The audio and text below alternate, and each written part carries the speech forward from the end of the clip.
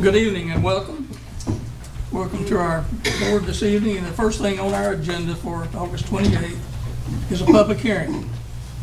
First up on our public hearing is on ordinance number 1600, an ordinance to the city of Tullahoma to amend an ordinance number 1578, adopting the annual budget and tax rate for the fiscal year beginning July 1st, 2022 and ending June 30th, 2023.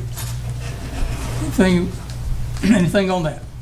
Hearing none, we'll move on to the next one. The public hearing on the request to rezone property in the 100 block of New Rock Creek Road and 2.85 acres from general commercial C2 to the neighborhood commercial C3 zoning district. Anyone care to speak on that? If not, we'll move into the Board of Mayor and Alderman meeting for the night. First, I'll call to order the board. And first off, I'd like to recognize Reverend Chevy Shields with our invocation, and following that with our pledge to allegiance. Reverend Shields, please stand.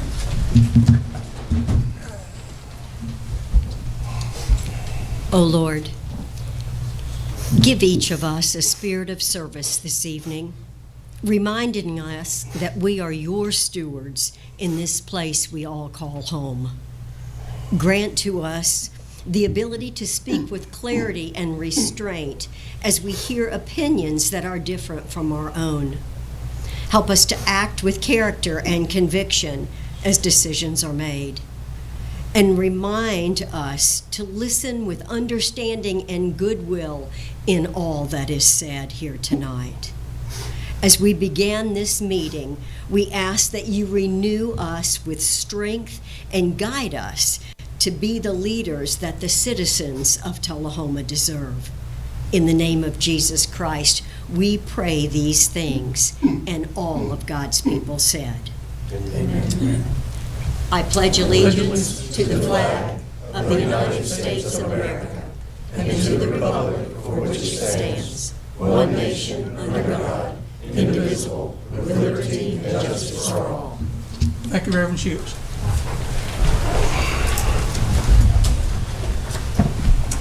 City Recorder, do the roll call. Almacher. Here. Berry. Here. Glick. Here. Noes. Here. Mann. Here. Mathis. Here. Wilson. Present. 7 present. This evening we have special presentations. These will be for the candidates that have applied to serve on the TUA board. With that, we'll start with the in alphabetical order. Steve Cope, you're recognized. Thank you. Honorable Board of Mayor and Alderman, I appreciate you offering the opportunity for us to be here tonight. I came to Tullahoma with my family in 1976. I began serving this community in 1982 on the school board, 21 years on this board. I've served every board and agency in the community. I've served Rotary. I enjoy being of service. I've served on the Policy-Making Council of the National Public Power Association. I've been heavily involved with power organizations, including Tennessee Valley Public Power, Tennessee Municipal Public Power. Not only is the power company and the utilities company important to our community for serving our community, it's also a vital part of economic development in our community because they hold the keys to a lot of development opportunities in our community. I enjoy serving. I'd like to continue to serve, and I humbly ask for your vote tonight. Thank you. Thank you, Mr. Cope. Ms. Dean.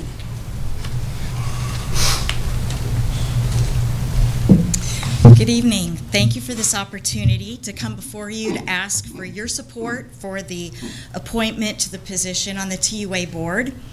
As I indicated on my citizen participation form, I became a part of the Tullahoma community in 2018.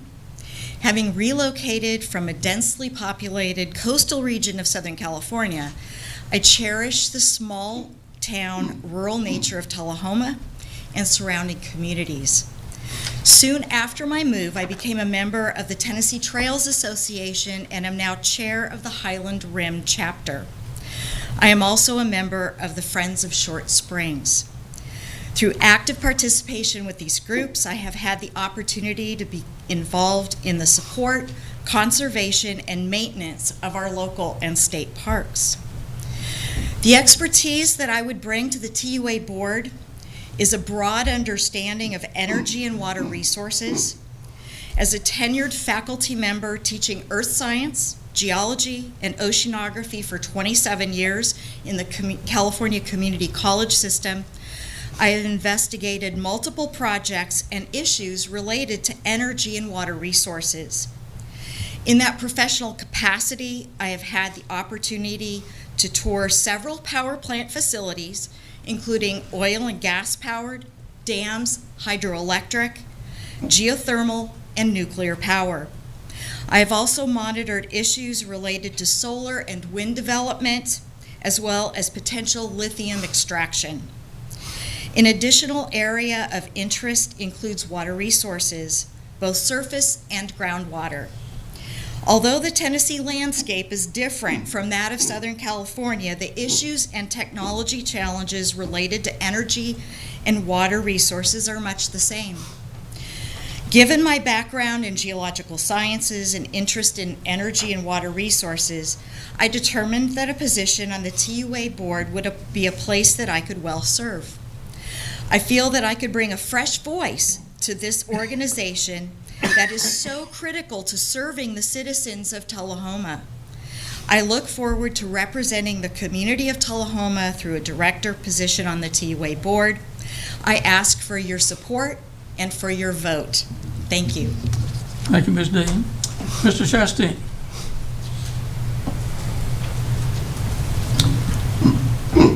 Thank you to the mayor and board for allowing me to speak tonight.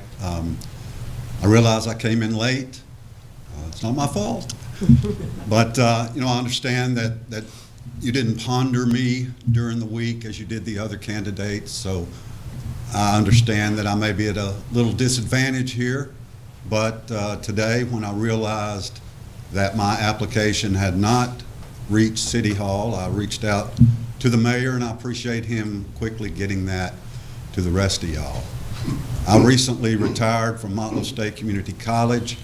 I worked there 27 years.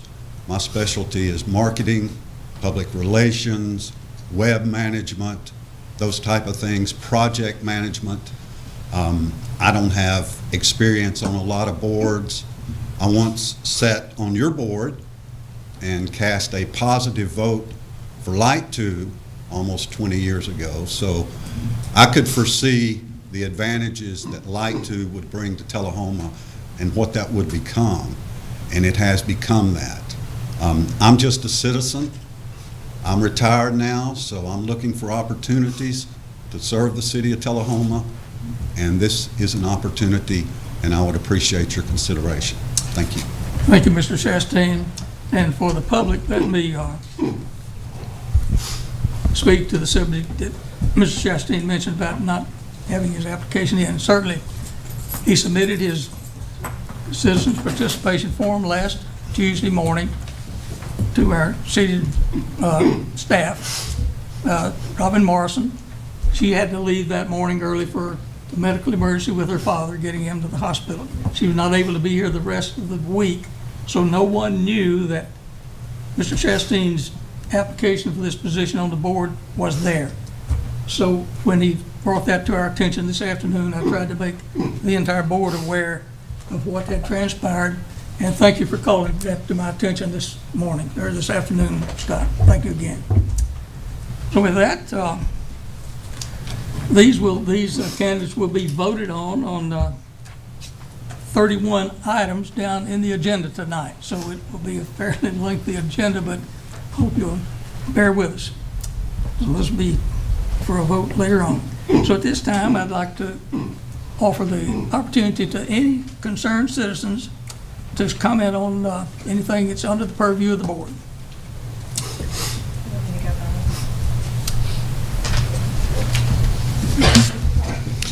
My name is Greg Gressel. I'm at 316 Oak Park Drive. Just wanted to bring it to the board's attention one more time and really make it aware to the board and to the public when considering and talking about Resolution 1953. That is the resolution for, 1952. Resolution authorizing appropriations for financial aid to South Jackson Civic Center. Something that I had asked for at another time and have asked for a few times is clarity and understanding. When you look at the financial report and you look at allocations and everything that's brought to the attention of the public, you see that under Tourism and Cultural Organizations, South Jackson Civic Center has an appropriation, also has an insurance and a utility. Unlike the actual utilities that are paid for the Coffee County Senior Citizens Center, the utilities and their operated insurance that are taken care of there, and for other city buildings and entities, that money is going directly for those purposes, and we understand that. I've received several comments, and even as late as today, someone asking me about the insurance that the city pays for South Jackson. And I just want to bring that to the attention of all board members and our citizens and community that that money is not paid for South Jackson. It is paid for the city's insurance on the South Jackson building. And I have no issues with the fact that some of that comes from the tourism money, and that is allotted because it is a tourism spot, and the city is just looking to use that avenue to pay the insurance on that building, which is fine. That is not South Jackson's insurance. We never see that money. That is money that is paid for the actual building and structure. South Jackson pays their own insurances, our own liabilities, multiple policies and stuff there. We do use the same insurance company that the city uses, but I just wanted to make it clear and understood that none of our utilities or none of our insurances are paid by the city of Tullahoma, that the appropriations are the only funds that do come to South Jackson Performing Arts Center. Thank you. Thank you, Mr. Grissom. Anyone else? Anything that's under the purview of the board? My comments related to the planning commission, is that fair? During this time, is that okay? Okay. Mike Barnes, 901 12 Oaks. I just wanted to summarize a few concerns that some are my concerns, some brought to me by other citizens, about how the Planning Commission meeting last Monday on August 21st was conducted and what the outcome was. The agenda was very lengthy, and in my opinion, there were too many major developments on the list for discussion and approval. It was an extremely heavy night, as most of you probably know. Due to the amount of information in the packet, some members of the PC were not adequately prepared. I won't go into detail there, but you watch the video for yourself. It's obvious what I'm talking about. Some PC members did not understand their latitude as it relates to the approval of plats. This was at least the second meeting where Mr. Worsham had to explain the Planning Commission's authority and responsibility. The developments on Avoca and Short Springs were complicated by some known stormwater management issues, which is not that unusual, but there's some known issues there. And the city engineer was not able to be present for the discussion portion of the meeting. He was there for the first 30 minutes, but he was not there for the discussion portion, so he didn't have that advantage. The citizens, or quite a few of the citizens, feel like Mr. St. John was not given adequate opportunity to weigh in on those specific issues he had concerns with. And in the case of the Short Springs development, Mr. St. John, according to the acting city planning director, had not actually seen the latest edits to the plat. The vote was called and the PC approved the plat anyway. This same development on Short Springs had significant discussion about the second entrance, shown as a fire lane on the plat, servicing only the first 4 lots in the 99 lot development. It was clear during a discussion that the public and the PC did not really believe that this satisfied the intent of the state code. and at least 4 of the Planning Commission members voiced concern about this being inadequate and also being a safety issue. Also, this fire lane does not satisfy the requirement for a second access road to the development, and the stub at the back of that plat to an undeveloped agricultural property clearly does not satisfy that either. Neither issue was resolved during the discussion. The vote was called, and the Planning Commission approved the plat anyway. Then there was a discussion about the Beacon Acquisitions development containing over 900 homes on 182 acres. And please don't get me wrong on this. I personally don't have an issue with a large mixed-use development on a major road such as this location on Highway 41. Okay. But my comment was that during that discussion, it was asked, well, might a new fire hall be needed? The answer was yes. Well, how much might that cost? How many new employees? How many new officers? And it went on. And clearly there was not much of a plan there when that was put on the agenda to try and understand what impact it would have financially on the city. So I know that not all of you were able to be there at the Planning Commission. I know the mayor was. But I encourage any of you that weren't able to attend to please watch the video and just make your own assessment whether the Planning Commission's acting in the best behalf of the community. No motion that we extend the time by a total of 5 minutes. I second that. Do you need any additional time? It seemed like your comments were pretty well. I skipped over a little bit, but I think you get the gist. We got it. I'd still like to, for anybody else that may go, I'd still like to make that motion. Anyone else? Is that a yes? I second that. Well, I don't want to I would like to make the motion, and I think we have a second.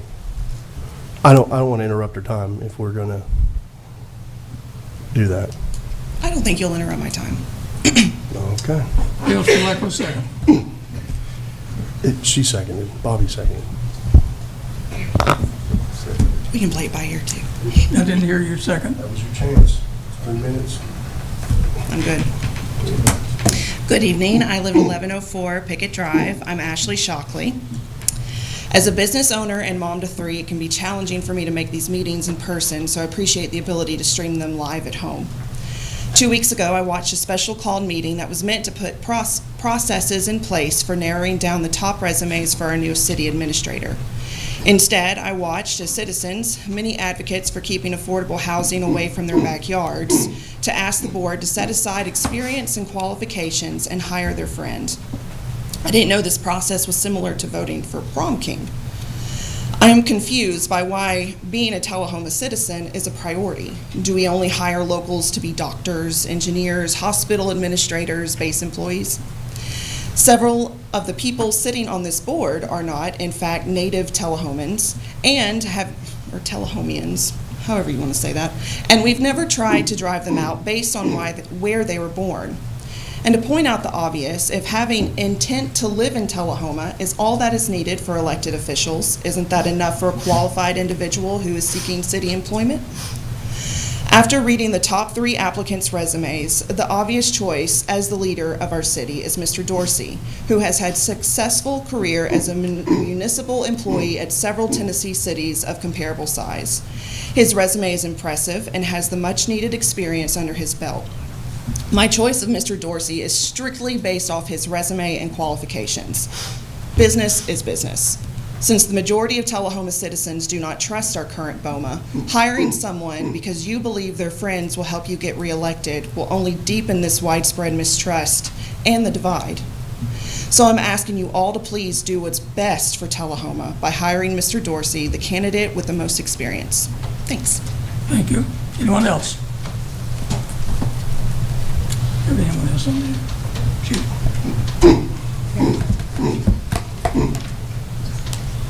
Hello, I'm Terry Fleger, 308 Terra Boulevard. Being in attendance last Monday at the Planning Commission meeting was very disappointing. For over a year, almost every meeting has been full of people voicing their concerns. Last week was no exception. The room was full. People were in the hallway, standing on the stairs, and in the overfill room. Residents were concerned with a variety of drainage, safety, and lot density issues. Once again, the Planning Commission did not address the drainage, safety, or density issues. When our city attorney, Steve Worsham, told the Planning Commission they could ask the developers to make changes or deny the plats, it was very frustrating for the Planning Commission to keep saying they could get sued if they deny the plats. Steve Worsham addressed this again, twice, and the Planning Commission did not want to hear it. The Planning Commission needs to take property values, safety issues, and citizens' input in consideration. It is their obligation to protect our community, not just to represent the developers. I am asking the BOMA to put a moratorium on all subdivision or PUD approvals until the subdivision, ordinances, and zoning regulations can be updated. Please take that in consideration. Thank you. Thank you.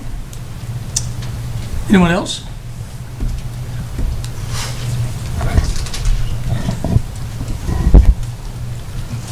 Cindy Watson, 803 12 Oaks Road. Mr. Mayor and Board, thank you for listening to us today. I just want to talk a little bit. I don't get off work early enough to go to the Planning Commission, but there was something that I brought up time and time again, and I just think it needs consideration. And it's my understanding there are several options of dealing with the impact of growth. One of those options is impact fees, and they can be the most efficient way, even though they do have limitations. So based on my research, it looks like there's multiple ways to handle the cost of infrastructure as you go through growth and changes. The first one is impact fees, and that's a charge to the developer and normally passed on to the new homeowner. The second is to limit the growth to a certain number of houses or commercial buildings per year. The third is getting the taxpayer to subsidize the increased needs. Last week in the Planning Commission, I was listening to that, and that impact fees was brought up one time. I think it needs to be taken into consideration. We watch as other communities around us have grown and have implemented those fees. And why have impact fees? It's to to maintain the quality of life. That has to deal with our roadways, our schools. Williamson County in 2016 implemented an educational impact fee because they needed schools to be built for all the growth coming into their community. I would like to know at what point impact fees could be considered for the new growth so that we can maintain the quality of life we have in our small town. I would also like to know what acceptable percentage of growth has been determined and who is responsible for making sure we don't go over that percentage. I think it's very important to make sure everything grows at the same time. All of our infrastructure is there because we all live in this small town. We're all vested. We're all here for a reason, and that's because we care. Y'all sit on this board because you care about our town. The quality of life you can't get back if you destroy it. And I just ask that you look at all avenues and all things that deal with the infrastructure and the growth as it comes forward. Thank you for your time. Thank you.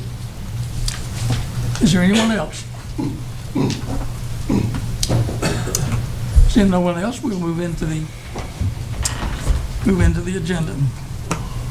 First off, I'd like to get a motion to approve the agenda as published. Motion. Mayor, I'd like to add something to the Motion agenda. from Mathis and seconded by Berry. And Alderman Wilson, your comment. I'd like to add something to the agenda. Is it urgent that it be added? Is it something that can be published and sent out to the public? I would like to just, maybe even we could add a discussion, or to consider and talk about a moratorium on any future large developments. I'd like to have that discussion until we can maybe have some more conversations about kind of where we're going and about some of the policies that we have in place. Do we need it to have it on an agenda where we have 33 items on the agenda? Is it urgent that we have it tonight? Is it- Mayor, question? I'll second for the sake of discussion, and at a minimum, I'm hoping that we can at least set a date to have a study session in that discussion. Maybe we can just do that. So I'll second for the brief comments. Thank you.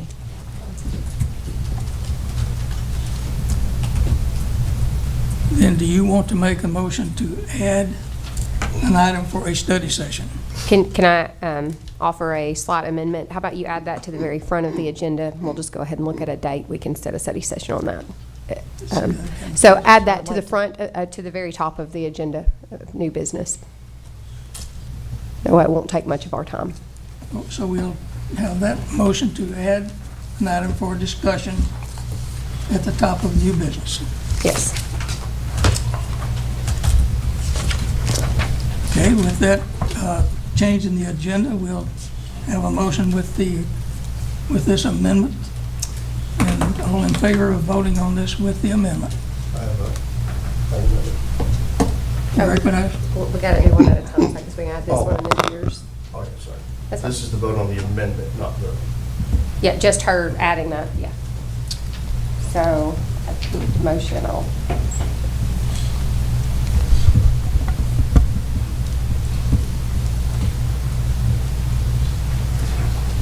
Ready to vote on the amendment?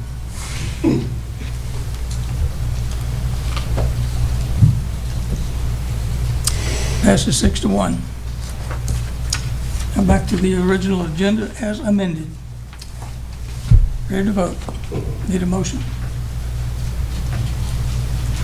Motion from Barry, seconded by Mathis. My request to speak. He's trying to make a motion.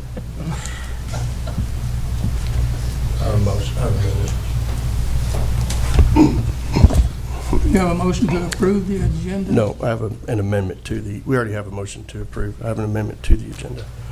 Oh, another amendment. Another amendment. This is according to emails that we received. I'd like to make a motion for discussion to either direct Administrator Pearson to immediately bring resolution to the Costa Bryce case, or for the board to consider taking back that authority and us bringing an immediate resolution.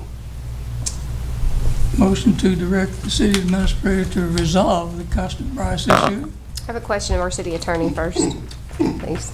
I think that Yeah, we have a motion. Do we have a second first?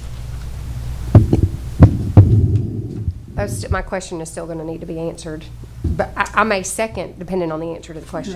have a motion and a second. Well, Turn to the city attorney. I may vote no, but I need to answer the question. When we did that, when we passed that, I guess it was a resolution to, I was not a part of that vote, number one, so I don't know how it was worded. It was just a motion, it wasn't a resolution. Okay, so that motion that we passed, I was not a part of that vote. What, did it specifically say interim city administrator, or did it just say for this, to put that into the city administrator's hands? My question is, did it say specifically to Kenny, or did it just say to the city administrator? Because if it just said city administrator, our new city administrator can do that, whether it be Kenny or Chris Dorsey or Mr. Quick. How is that worded? We might ask Ms. Ashley to read the minutes. I don't recall the exact wording for that.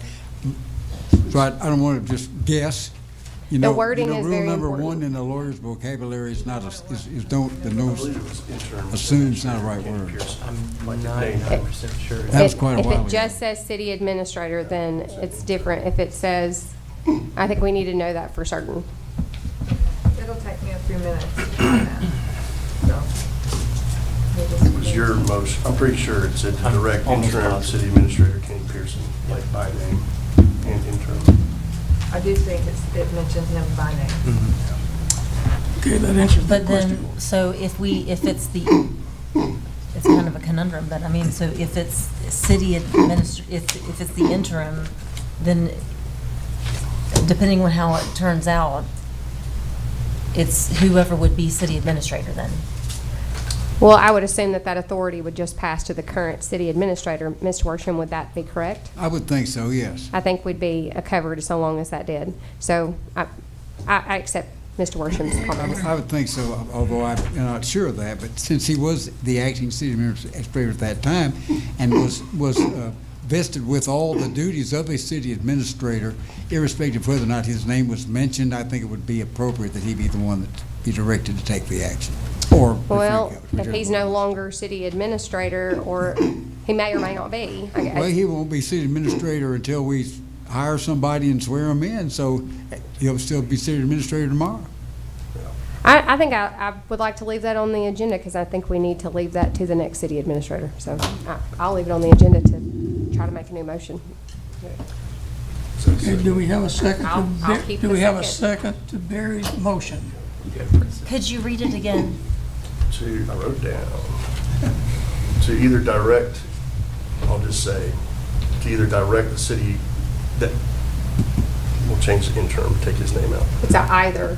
To either direct the sitting administrator to immediately bring resolution, or for the board of mayor and aldermen to take back the authority to bring resolution to the Costa Bryce case. May I make an amendment?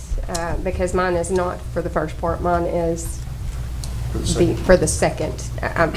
To take that back, then we can decide how we want to proceed further. I'm okay with that. So just read the second part, that's the motion. For the board to decide an immediate resolution for the.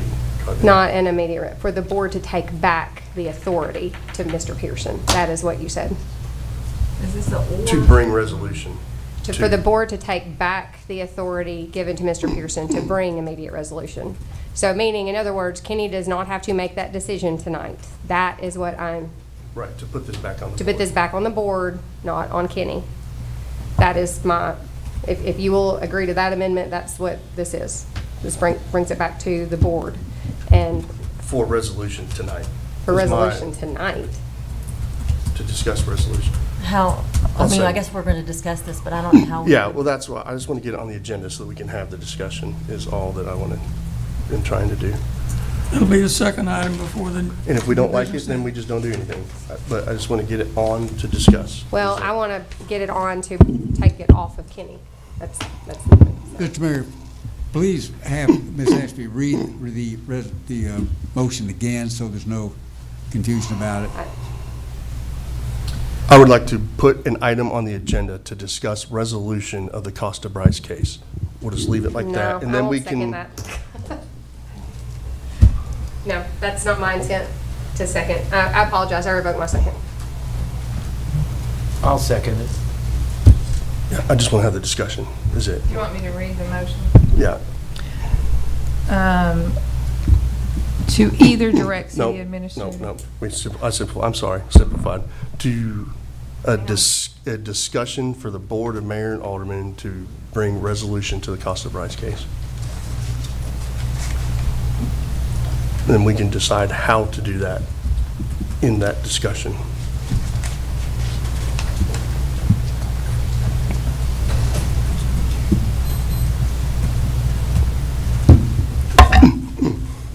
I didn't think it was going to be overly complicated. I just wanted to get it on there to talk.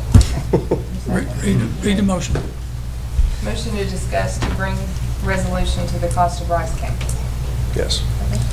Matter. Let's say matter, not case. Okay, we've got a motion, and you seconded that motion. Derek seconded that motion. You seconded that motion. Any further discussion?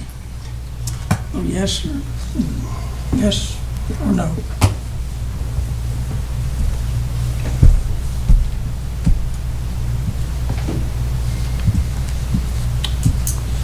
That passes 4-3.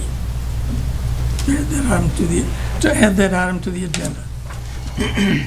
With that, I'll entertain a motion to accept the agenda as previously published with the two amendments as we made tonight, to add two items. We don't need a motion, we should vote.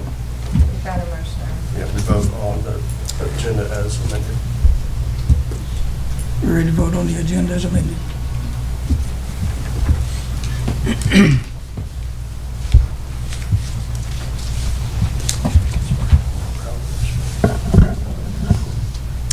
Passes 7-0.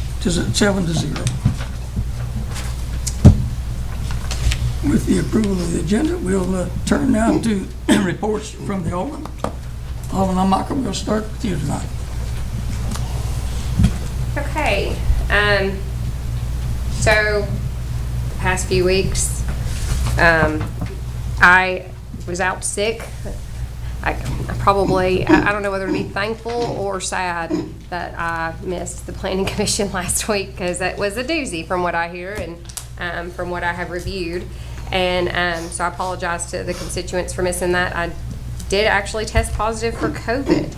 I've called it the COVID kidney infection, because for those of you out there, I didn't have any symptoms of what was regular COVID symptoms. I had what felt like a kidney infection and lower back pain. So, and I did not test positive until the end of day 2 of symptoms. So just with that starting back up, wanted to let people know that symptoms are not like the first COVID round.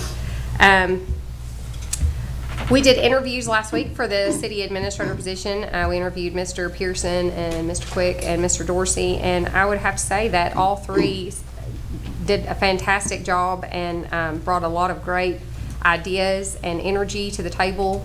And I want all candidates to know that we're very thankful to have you all want to come and be a part of the city of Tullahoma. I read a kind of a scathing review in the Tullahoma News about my comments on the SROs. I would like to clarify that I absolutely 100% support SROs in our school system, and I support them having whatever it is that they need to effectively do their job. And I would like to remind the public that I was the first person who said that 2 SROs to the city school system was not enough, that we needed one in every school, and was happy that we were able to get that in every school. And I would like to ask Mr. Mayor, as next month we should be reconsidering, Mr. Mayor should be reconsidering board appointments. I have now been on this board. This will be my last year on this board of this term, and I have asked every year to be on the airport authority. And if those of you in the public who don't know, that's something near and dear to my heart. My grandfather, we have our own airstrip. Yes, it is FN 39 Almacher Airstrip, and it's out on Blackburn Lane, and we've had it since the 1970s. And I would love to serve on the airport authority if you would give me that opportunity, as well as potentially the school board, since there are 2 individuals on this board that have teaching licenses and have served many years in the school system, happen to know a little bit about that. I do believe it should be one of us 2 on that school board. So I wanted to throw that out there to Mr. Mayor and to the public, that those are the boards that I would like to serve on this year. And that's all I have, Mr. Mayor. Alderman Berry. Since we last met, I went to, I don't know if anybody know that we had one, a planning commission meeting that we had last week.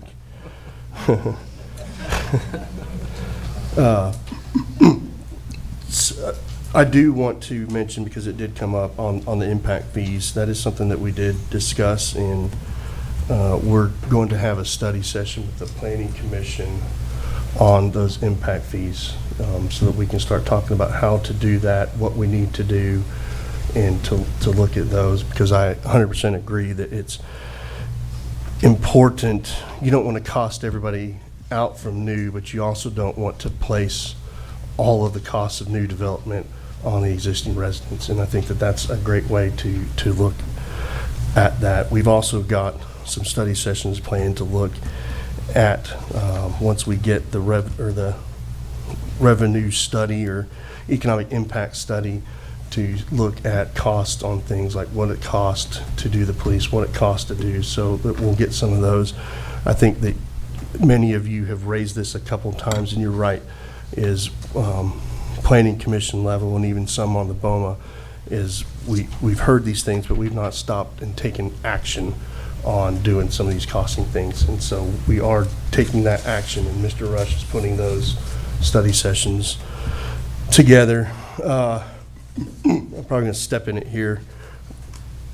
Some comments on the comments that were made at a board meeting from citizens a couple weeks ago in our special study session. I think that as a citizen, you're entitled to root or cheer for whomever you want, and for whatever reason you want. If you want to call me and lobby for somebody for city administrator because they wear the same style pants as you, that's your opinion, and that nobody should dog you for that opinion. It carries the exact same weight as somebody who says we should do it on experience only, right? You're entitled to that opinion. And so I think that as we, a community, and the opposite of that is true as well.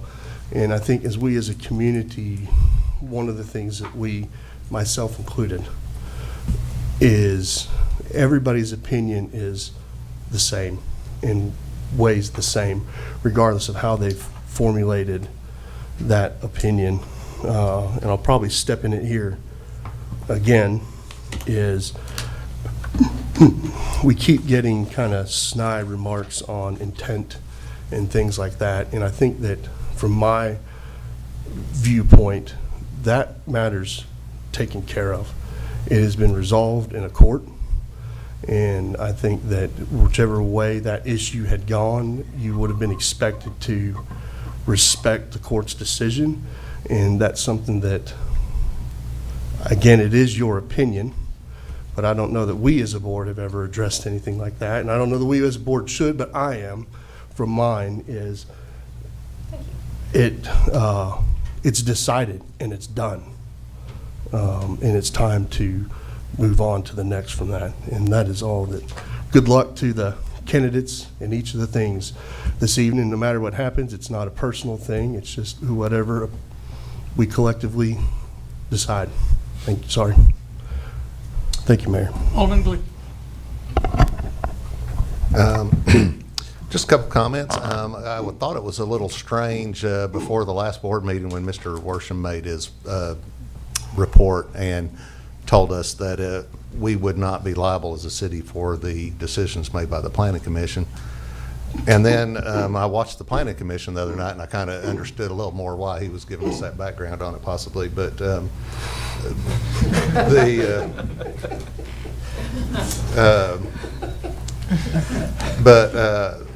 comment then I will have is I'll reserve for when we are, since we did add that to the agenda tonight, to discuss the Planning Commission or not specifically the Planning Commission, but growth and things like that in Tullahoma, that Ms. Wilson added. I'll just, the rest of my comments I'll say for that. Alderman Mathis. In reference to a resume, for us to be looking at a resume and deciding who the city administrator, in my opinion, is not the best way to do it. First of all, I would like to see the people eye to eye, see how they handle the pressure, and then go from there.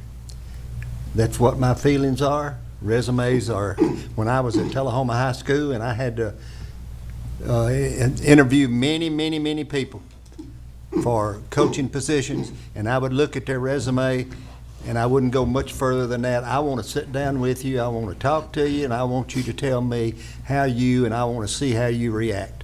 And that's what we did with these three, and they all reacted very well. Alderman Wilson. Thanks, Mayor. As we all did, I attended the special called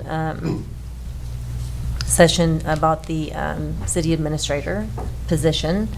And I will say that we had some really great candidates. And it's an important position, and I think that, resumes are important. Also, we had scoring system that was in place, which kind of helped a little bit. And then, to me, an interview goes a long way as well. So I look forward to seeing how that goes today. And I think all the candidates were awesome, and you've done a great job, Mr. Pearson. We've got some great candidates tonight for the TUA board as well. So thank you to all the candidates that put your interest in, and look forward to that as well. Alderman Mann. Thank you, Mr. Mayor. I just have one update. Our charter revision is going to be starting soon. MTAS has finished their legal update of our charter, and they will be getting that to us this week, possibly next week. We'll be getting together, Mr. Worsham, Lori, hopefully Sue, and our city administrator to look over that, and then we'll hopefully be bringing it to you guys shortly after that, so to keep us on schedule. Very good. I also, like everyone else, attended the interviews for our city administrator candidates. And the good news to this whole situation is we can't go wrong. We have 3 great candidates, all of which who have great qualifications and leadership ability. The bad news is we have 3 great candidates, and we've got to select one. So I appreciate all of them for putting their names forward and for going through this process, and look forward to that tonight. Thank you, sir. Well, as for me, I did attend the infamous Planning Commission last week. I also attended the TUA board meeting and the Dream Tullahoma meeting, so all a fairly busy agenda. With that, I'd like to return to our city attorney for his report.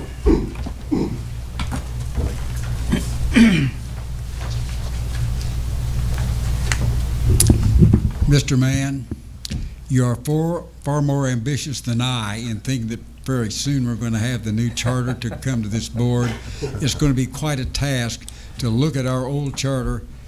1903 was when it was rechartered. We started out in 1852 and revised that to bring it up today. But anyway, we'll start working on that in the next couple of weeks. But it may be a little bit longer than y'all think, so don't hold your breath, please.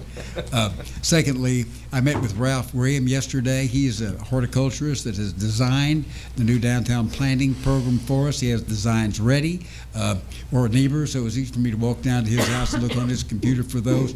Mr. Mann's on that committee, Mr. Glick, and several others, JP and Lyle, and we'll be getting together soon and looking over those and bringing them to the board, and then we'll be asking for some funding. In the meantime, we're doing some private fundraising, and recall that the Tullahoma Noon Rotary Club has pledged $15,000 toward that project.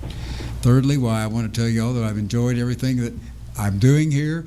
I didn't enjoy the Planning Commission meeting last time. I hope that some way we can streamline those meetings a little bit so that we won't have to spend so much time in issues. Thank you very much. I'll turn to our interim city administrator. Pearson. Well, it's been a busy couple of weeks since our last meeting. Of course, I was in the interview, so I did do that process. I want to recognize one of our employees, Leon Williams, Employee of the Month. A citizen had recommended him. He went over after they missed some trash cans. They went back. He actually checked all the trash cans in the little community to make sure everybody's was dumped. So Leon Williams was nominated and voted upon, so he did get the Employee of the Month. We're very appreciative to have great employees like him. I did attend the 41A Festival meeting at the seafood place, which was this past week.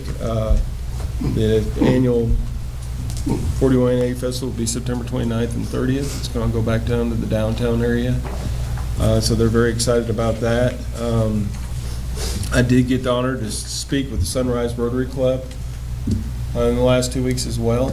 So I did do a talk for them. We did also close on the Little Angels Daycare grant. We actually closed that out, so the owner will be able to purchase the property and won't have to shut down. That's been an ongoing, about the last 2 years that we've been working on that, getting that settled in. Luckily, we had some people that stepped up and purchased the house before it was sold out from under, and in that process, we were able to get this grant for her, and I think it's for $220,000, and they're going to be, she'll be able to purchase the daycare and keep the daycare service open, and she'll also be able to hire a couple more employees. So that was great. Other than that, that's all I had. Well, thank you, Mr. Pearson. I want to add one thing to information from let you know what's going on with TDOT and the Wilson Avenue widening and how it affects the Oakwood Cemetery. When we last dealt with TDOT, they had a requirement that they would withhold $7,000 from the award that we were getting to do that. They were buying the property at the cemetery. But in order to do that, we had to take down part of the fence. In order for TDOT to do that, for move on with the project, they told us we need to have that fence down. Then our contract with the TDOT and the city to have that fence removed by the 5th of September. And I believe that we'll get that done. So you'll see some work going on at the cemetery. So when you see that, it gives some indication that TDOT's moving. Since 2002, they're finally getting around to doing that. So that's all I have. So with that, we'll start with the consent agenda. Since we've approved the agenda, we just need to read the caption there and get that approved. So minutes from the August 7th meeting, special call meeting, the minutes from the August 14th meeting, regular meeting, and 23-142 to set a public hearing on first reading for the September the 11th on a request to rezone the property at 409 East Warren Street from commercial C2 to neighborhood commercial C3. 22-143 to set a public hearing, the first reading for September the 11th on request to rezone the property on East Lauderdale Street. That's from general commercial zoning C2 to neighborhood commercial C3. Item 23-144, set a public hearing, first reading for September the 11th on a text amendment on the zoning ordinance for home occupation. And the last one is item number 23-145 to announce 3 vacancies on the Tullahoma Arts Council and to consider application for interested citizens to serve on the remainder of unexpired terms ending August 12th and through the 2024. And I'll serve from August 12th, 2024 and August 12th, 2025. The reason that's on here again is we had this on last month's agenda. It didn't get any application, so I'll just send that notice out one more time. So need a motion to approve this consent agenda. Motion from Barry, seconded by Mathis. Ready to vote.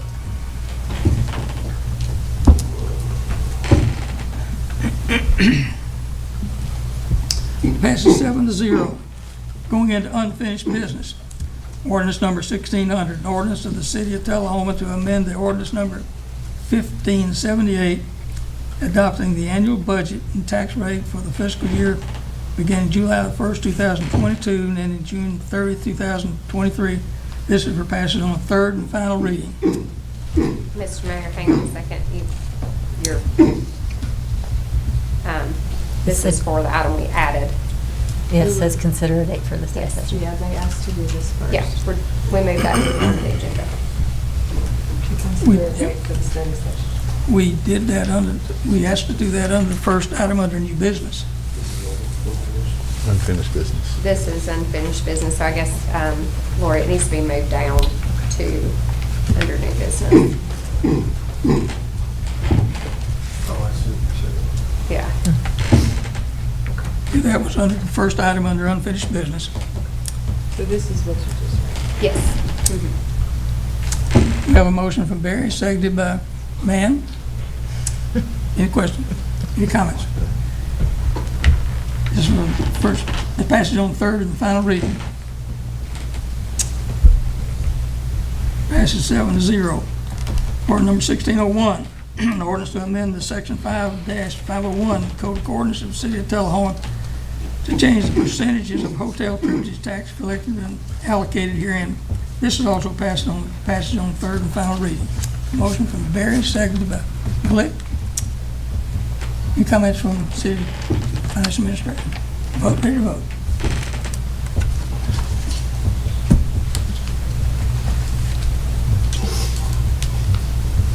Passes 7-0. Ordinance number 1602, an ordinance of the City of Tullahoma to adopt by reference state traffic offenses and rules of the road for passage on the second and final reading. Need a motion and a second. Motion from Perry and a second from Mathis. Then I'll turn to our city recorder to offer background.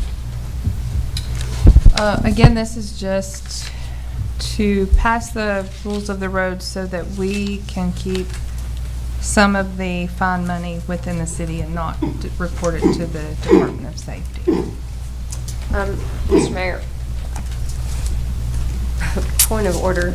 Thank you to one of our constituents, Miss Elizabeth Boland. Unfinished business on that number 1 that we just passed. There's a typo on that. We need to make sure and correct. It should be, we're adopting the annual budget and tax rate for the fiscal year beginning July 1st, 2023 and ending June 30th, 2024. No, that's Right? for last year's No, budget. this is correct. This is for last year's budget, the last passage for the cleaning up. Cleaning Oh, up last where we're year's budget. cleaning it up from last year, where we changed it. Okay. Oh, okay. Never mind. I thought the same thing, so thank you.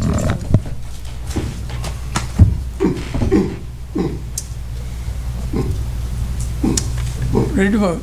We need Oh, quick. I didn't support this, 100%. But I do, questions were raised about, are we gonna use this to get more income? And I know that it really wouldn't be possible, but I would like to make sure that this time next year, I'd like to track the year over year. Okay. If it's substantially more than, it's obviously gonna be more because we're collecting, but if we're writing substantially more in certain areas, then I'd like to make sure that we have a reason this time next year. And that's not saying anything negative, but that is a concern.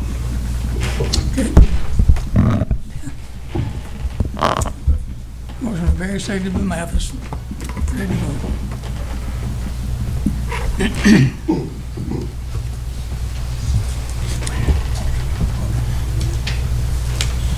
That passes 7-0. Okay, now we're ready for new business.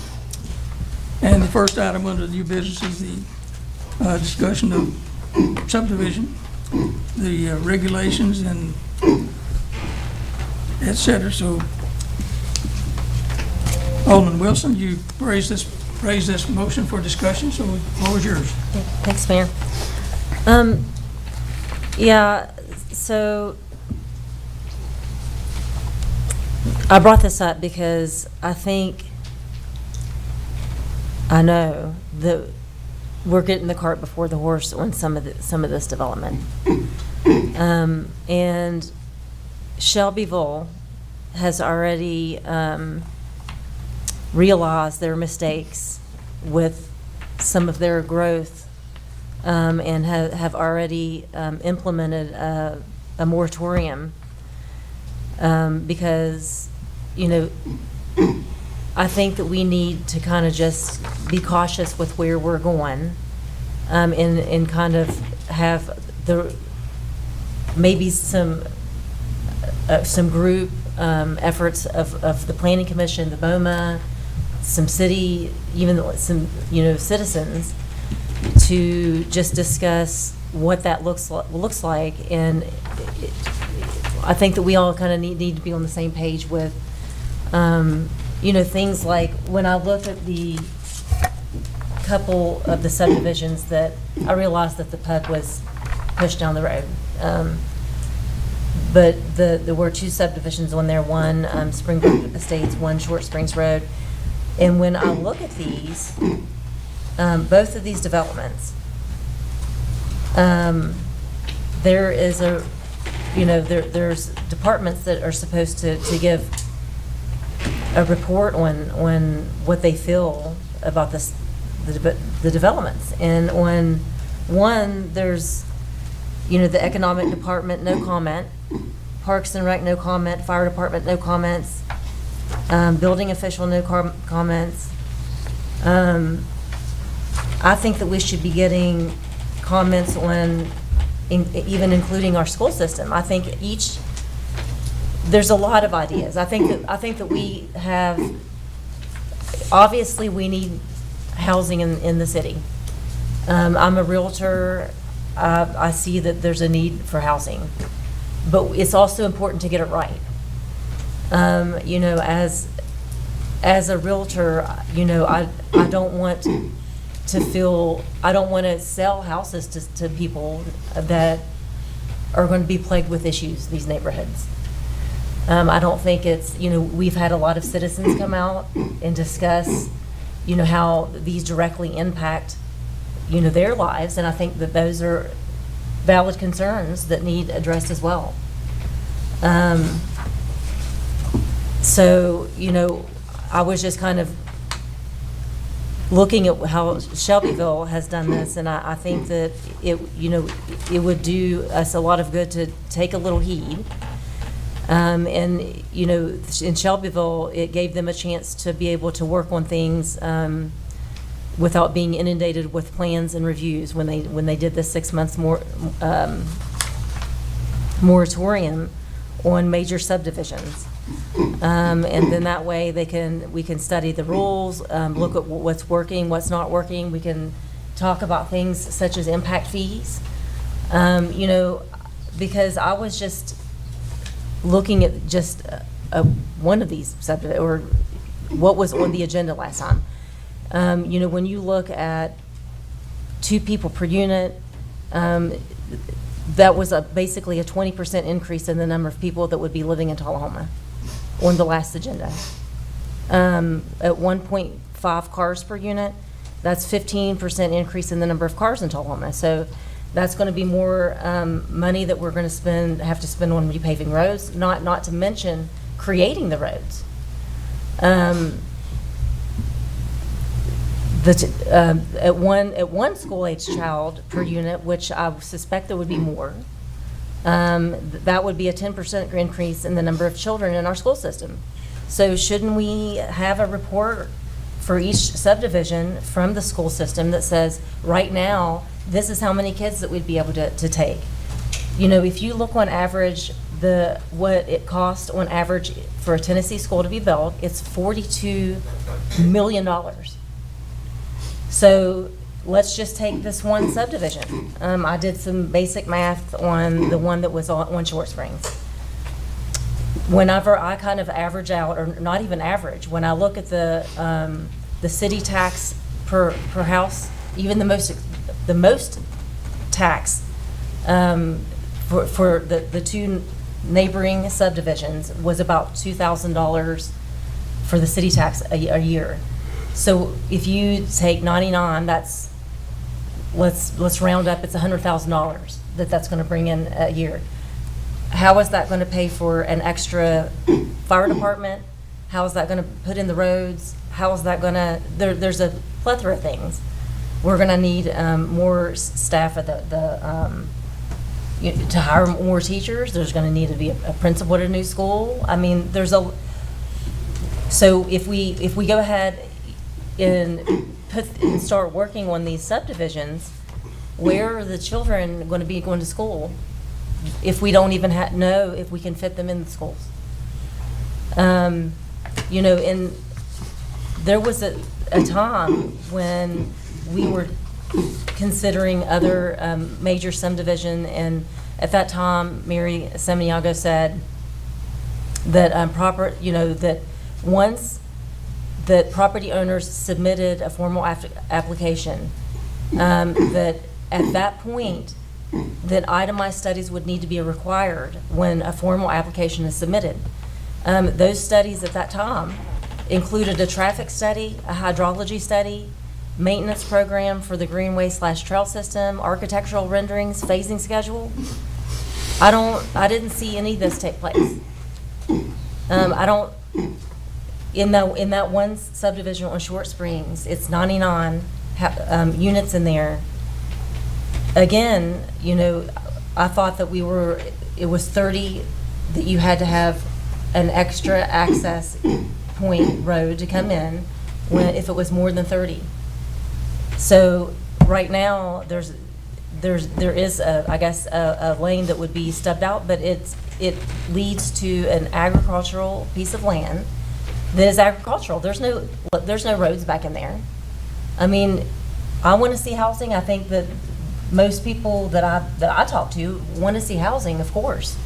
But we have to be responsible with how we're doing it, and I think that we need to start seeing truly the staff, we need comments in there to know for with each one that we pass, do we have the resources that are needed in order for this to happen? You know, and there's roughly maybe 200 in the neighboring subdivisions in that one, in this one on Short Springs. There's roughly over 200 citizens that live in the neighboring subdivisions, you know, and a lot of them have with concerns that haven't really been answered. And I think that we just need to take a step back and all have some study sessions, get on the same page with where we're going. We don't need to have a ship sailed with no groundwork of a map of where we're going. And you know, I also understand so the person that owns the land has a right to do what they want. But I will also say, as a realtor, I would never sell a piece of land to someone that was interested in a piece of land without due diligence first, to get all these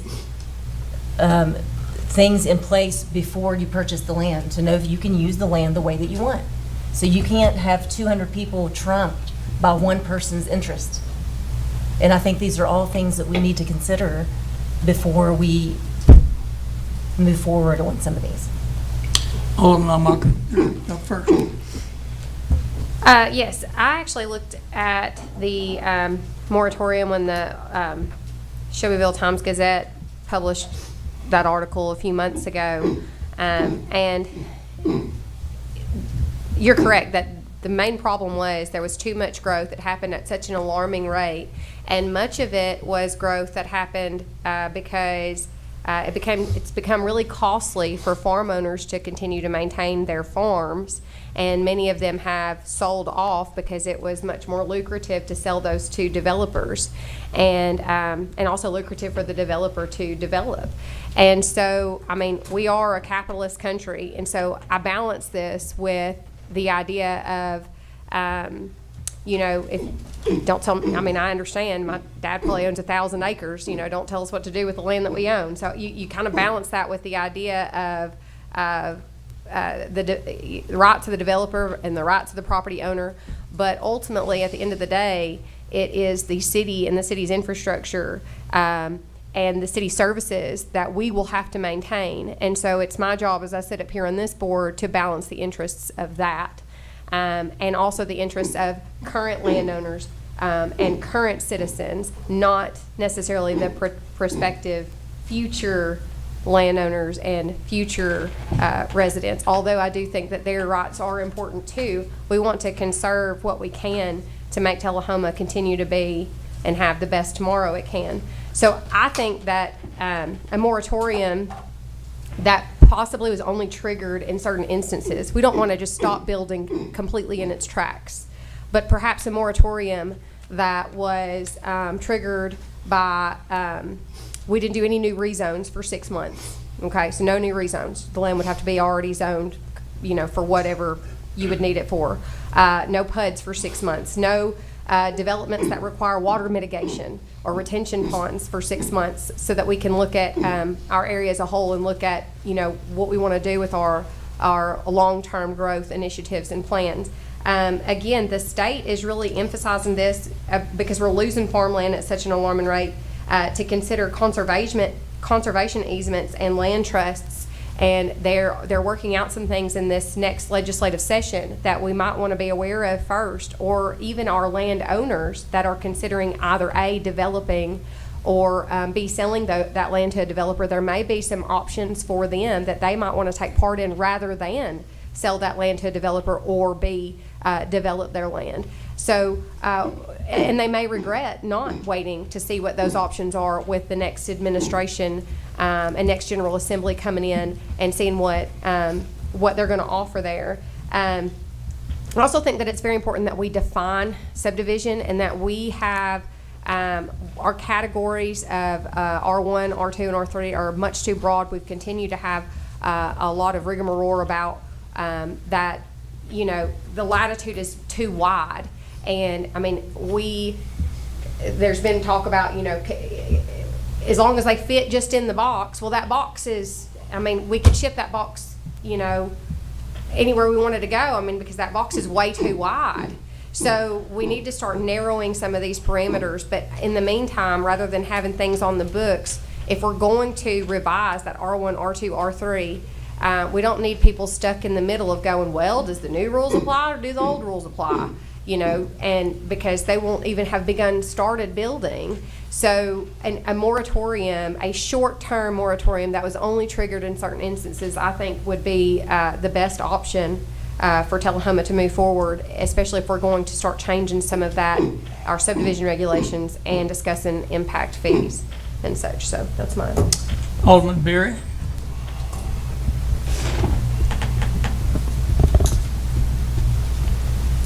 Yeah, I don't think that's a terrible idea. I think that, like to have, you know, obviously legal there and to see what we can and can't do. It was Bedford County that did the moratorium. Bedford County's Planning Commission. It was a 6-month moratorium on major subdivisions and planned unit developments. So it was kind of targeted to specific. I don't think that it's a terrible, I think it's worth talking about, right, and having a study session. I do think that if we said it's 6 months, or if we said it's 8 months, that in that time, we need to act and do something. We've been talking about this stuff for, I mean, none of this is new. None of this is new. We've been talking about land use issues. We've been talking about impact fees. We've been talking about doing all these kinds of things, but neither the Planning Commission nor this board has actually done anything about it. And so I think that if we do a moratorium, but we don't act, and we don't actually take that time to do something, then it's just a waste of time. It's kind of a big hammer, you know, to do. But if we do need that, let's take a breath. Something that I was a little late getting on this agenda, and it was going to be on the next agenda, is, you know, we've been working on this plan with the CDPDC and stuff, and it's made some progress, but it's also that comprehensive plan is the center piece of everything that we're talking about, right? That's that foundation that the map that our ship uses to navigate and sail. And so one of the items that I'm going to have on the next agenda is for us to talk about the I can't remember. CPDC. I keep thinking R2D2. CPDC, the Planning Commission, and the Board of Mayor and Aldermen. If we need to set up 8 meetings, then we set up 8 meetings. If we need to set up 4 meetings, we set up 4 meetings. And if they need to be 4 hours, then they're 4 hours, but we sit together in that room, we go through that plan. They're going through the 2040 plan, which is 30 pages, and making some changes into that. But if we need to sit there for 4 hours for 8 meetings, then we sit there for 4 hours for 8 meetings, we get it done, we get it to the public, and we start taking action. So that would be I'm all for. I think it seems to be what the community wants. Let's talk about it. Let's take that breath. Let's reset. But dang it, when we're done with it, we better come out of there 100% rocking and rolling and ready to go, and not wasting any more time. I mean, I feel like we've kind of, not us, you know, there's been a lot going on, but the Planning Commission's done nothing, and this board has really done nothing. And so, you're right, it's time. Let's do something. Alderman Glick. I agree with what Alderman Berry said, that it would be a good idea maybe to have the moratorium, short moratorium, but like he said, we have to be ready to, and we have to guarantee at the backside of that, we're going to come out with a plan and with action and move on that action. Some specific things I'd like to comment on, what they'd said, like Alderman Wilson made the comment about the staff reports to the Planning Commission on these developments. I can't really blame the planning commission too much if they're not considering this stuff, if they don't have the information from staff. You know, they'll junk in, junk out scenario. If there's just a no comment from the fire department on a major subdivision, they would have to assume that, well, it would just fall in business as usual there.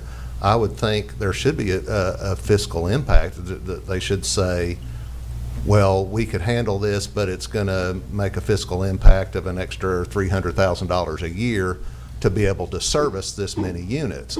I think that would be something that would be valuable information for the Planning Commission to be able to make an educated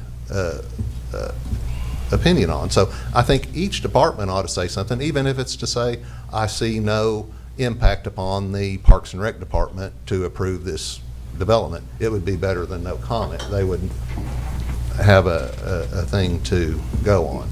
But and I'm not jumping on the departments. I know that's the way it's been done traditionally, but I think that section was put in there for a reason. It was to give the information to the Planning Commission so they could use that as in part of their decision making.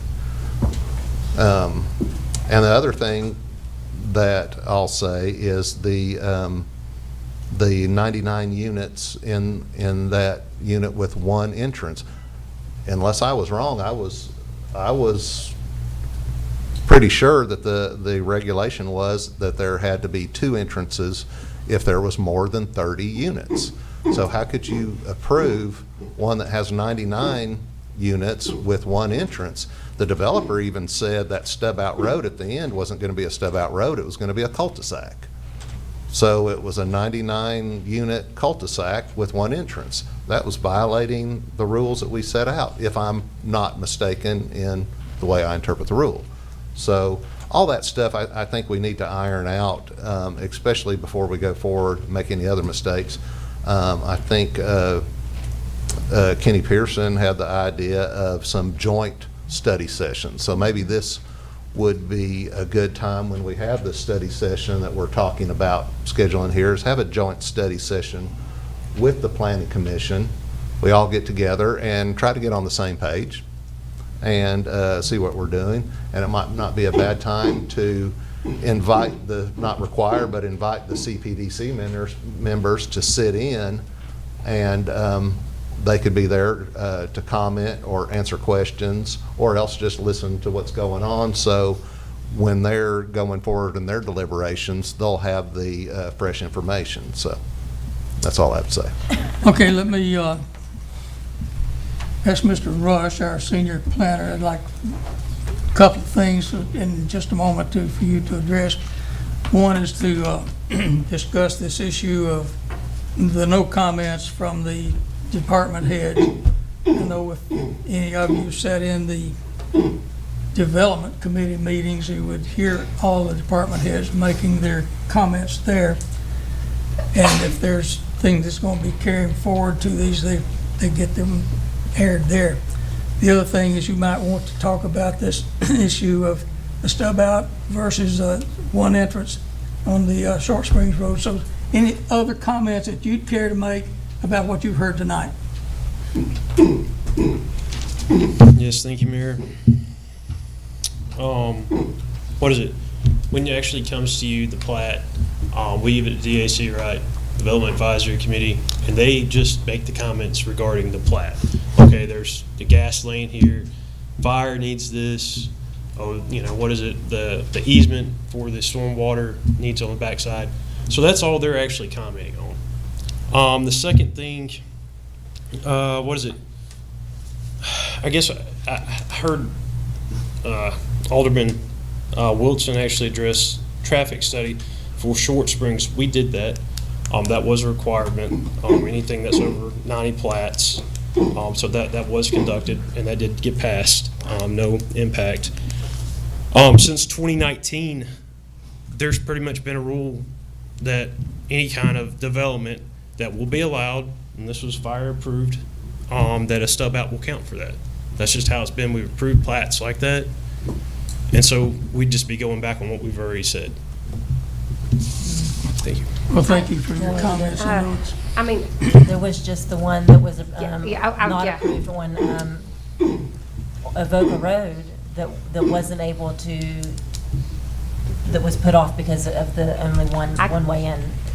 I can probably name 4 or 5 in the past 8 months. A couple of Joe Denby projects, honestly, that one that wasn't passed off of Highway 55, and the only reason for it not being able to pass was because he did not have the second method of egress. And I promise you, had Denby known that he could put a cul-de-sac back there, I mean, it would have been done.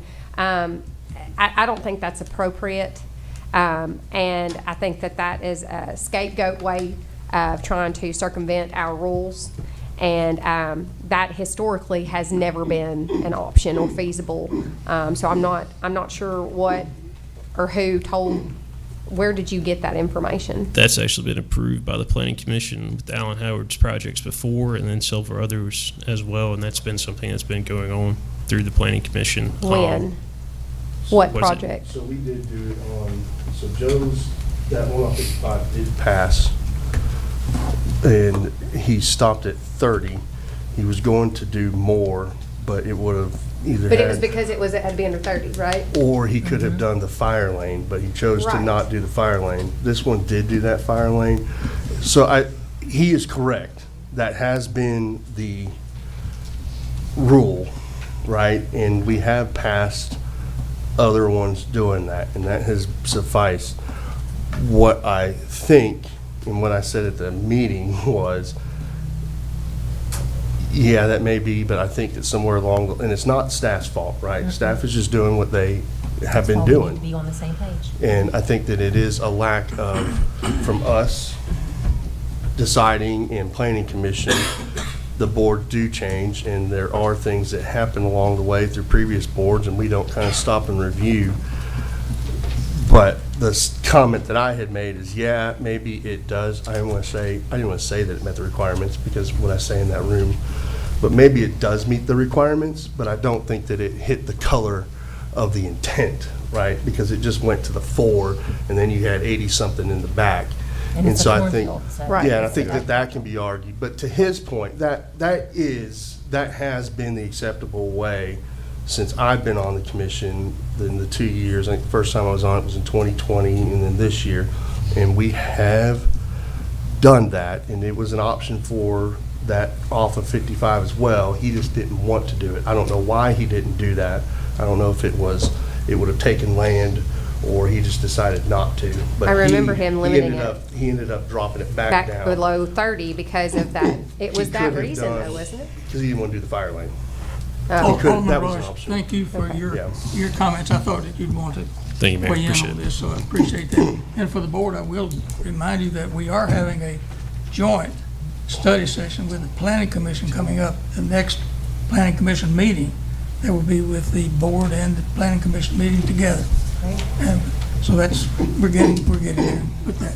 Family services. Okay, with that, let's move on to the other item that we have for. Are we going to take set up. action on this? Yeah, we got to set a date. That was the item.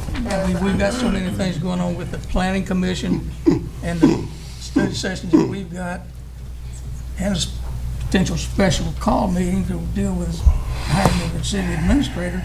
And I think we better wait till we get a date that's appropriate for the Planning Commission, all 7 members there, and this board, and we'll set that date. They can join or not, but really. As early as practical. Well, I mean, that, I think, would be the motion, would be to have staff find a date as early as possible that we can all, I don't want to take yours, but I don't want to just punt this, right? I'd say No, let's. we need to, so I would direct staff to find the soonest date that we could all get together, and also, I'm assuming that we'd have to advertise. That's correct. So, That's correct. I'll second that. I had a motion and a second to set a study session, a joint study session with the Planning Commission and the Board of Mayor and Aldermen at the earliest appropriate time. not to exceed, I think that we should probably put Put a time limit. Yeah. Within the next 45 days, something like that, or I think it needs to be pretty 30. quick. Yeah. You'll be lucky to get it in within 30 days with a. Say within 30 days. But, I mean, I really would like to see the moratorium begin. I'd like to discuss, I'd like to get that discussion as soon as, I'll accept the friendly amendment to 30 days, right? Within 30 days schedule? That means within the next two Let me meetings of our make meeting, the we can point that potentially. it's going to be difficult, quite difficult to get this in within that period of time with the Labor Day holiday coming next week. So we've got challenges. Well, hopefully the planning commission can make a really light agenda coming up so that we don't have any. I don't know that we can add to that meeting once it's been published. It's a special call, right? Is it a special No, call I think or a what study? No, I'm saying any new requests coming up for subdivisions. Until we have the discussion. Until we have this done. They have so many days, they have to put They it have before to them. get, like certain things you have to put on by the next meeting, or you've got 30 days, or there's certain things. But I think we need to get it done, even if it's gonna be difficult to do, because I'm tired of punting. I'm tired of punting, and I'm tired of not taking action. We're having the same concerns relayed over and over, and we're not doing anything about it. So if we've got to squeeze in a week's worth of meetings, then we need to do a week's worth of meetings. Matter of fact, I mentioned that when we were considering the Think Tullahoma 2040 plan, that we needed to have a venture with, a joint venture with the planning commission that it's went on long enough, I think. It's overdue. It's overdue to do that. If we say 45 days, it'll be 45 days. If we say 30, it'll probably be 30. So let's say 30. Yeah. I think within 30. Yeah. Too soon? Too quick? Just say, too quick. Okay, we have a motion from Barry, seconded by Alderman. Further discussion? Ready to vote?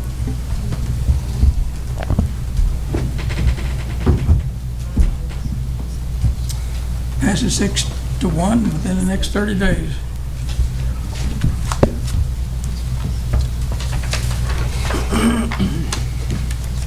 You got that?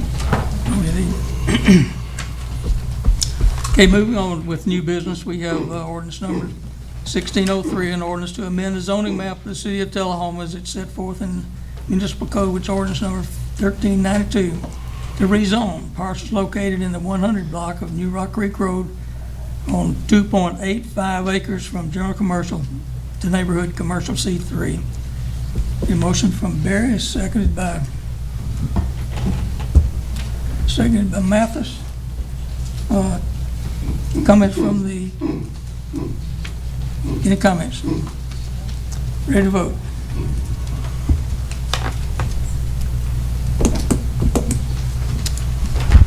That passes 7-0.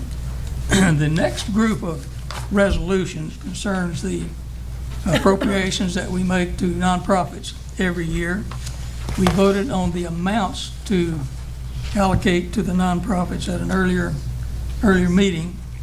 That has been approved.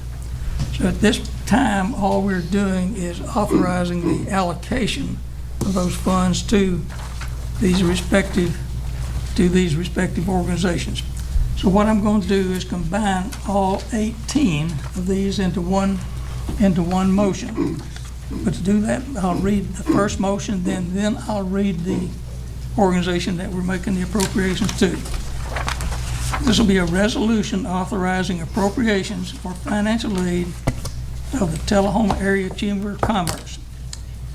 With that, the other organizations include the Hands-On Science Center, Historic Preservation Society, the South Jackson Civic Center, Tennessee's Backroads Heritage, Tullahoma Fine Arts Center, Civil Air Patrol, Coffee County Lanham Library,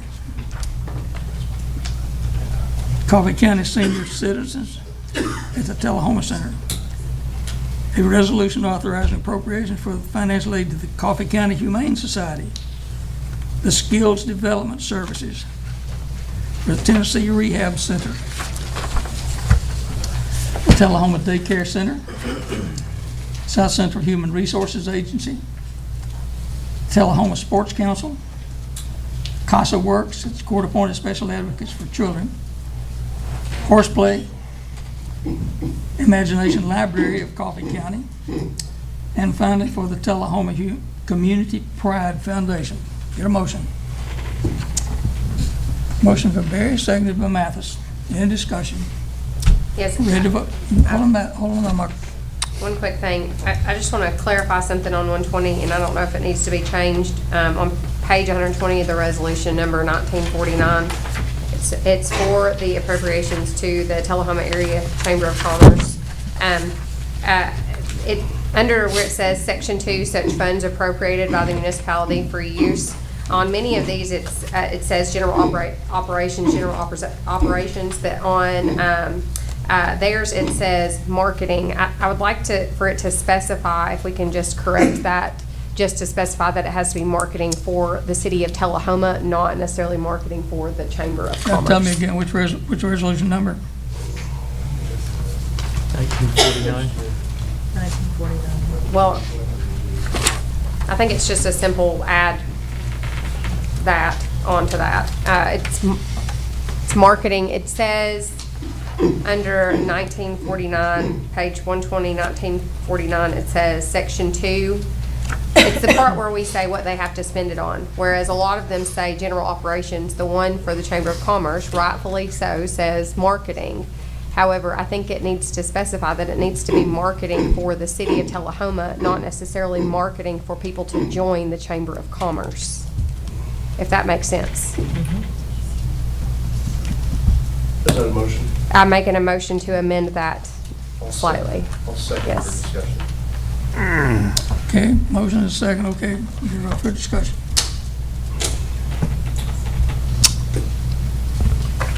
I'm in favor, so it uses tourism, so some of these are using general fund dollars, the nonprofits, and then these four are using tourism dollars. So I obviously agree that tourism dollars should be used for marketing. So I would say if we specify that for the chamber, we also need to specify that for everyone using tourism dollars. I'm in my motion to include every organization that uses tourism dollars. That if one of the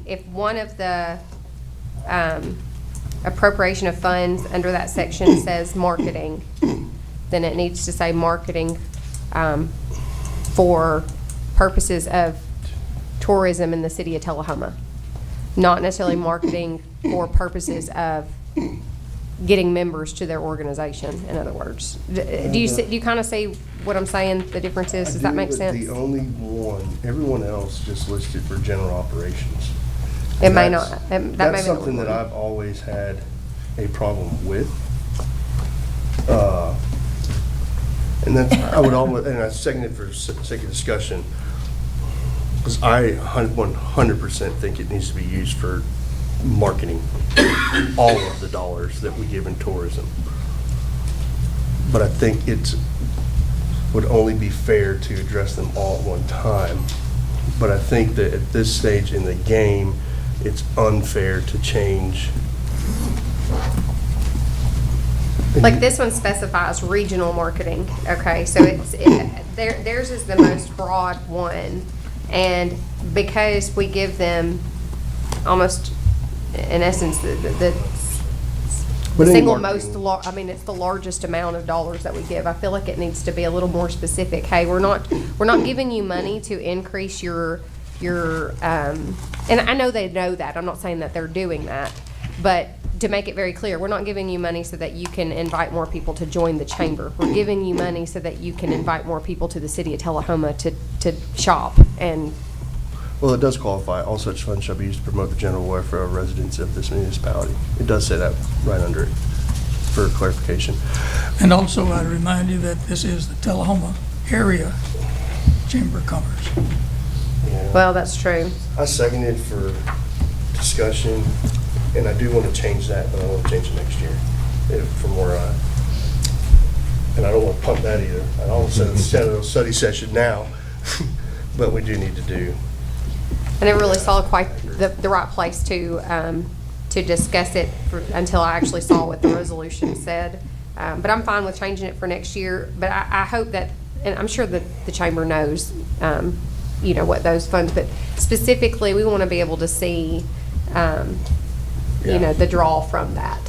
So that's all I have. Do you want to withdraw your? I'll withdraw. I'll withdraw because I think I've made my point. Okay, what's made? Ready to vote? Doesn't specify.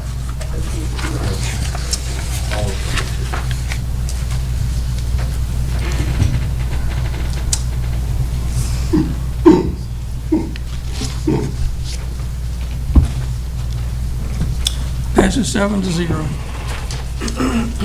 Moving on to item number 25, resolution number 1948, a resolution to amend the table of organizations for the Parks and Recreation Department for the city of Tullahoma. That was on page 139, and it's a reorganization of the Parks and Rec that was submitted for your approval. Alderman, see, you've got a motion from Barry, a second from Mann, and Alderman Glick, you're recognized.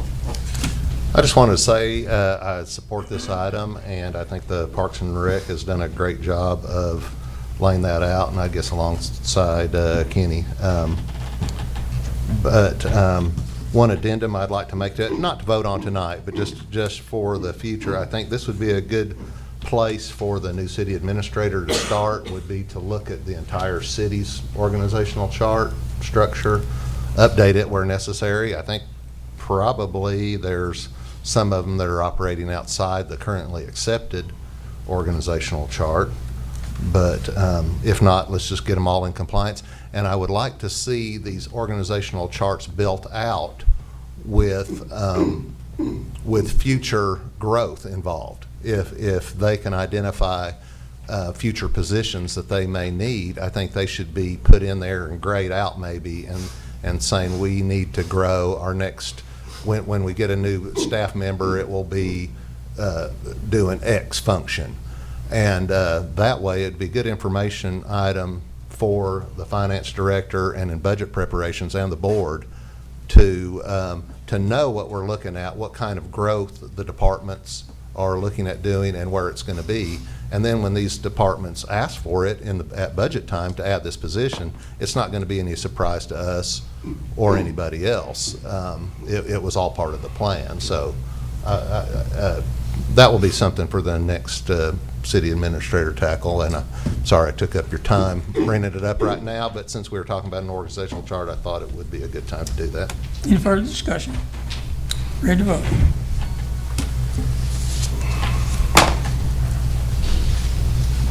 Passes 7-0. Item number 23, 146. Consider approval of a musical performance agreement with Morris Productions. It's valued at $8,500 for the Tullahoma Parks and Rec Department Rock Creek Concert Series. Need a motion? Alderman from Berry, second by Mathis.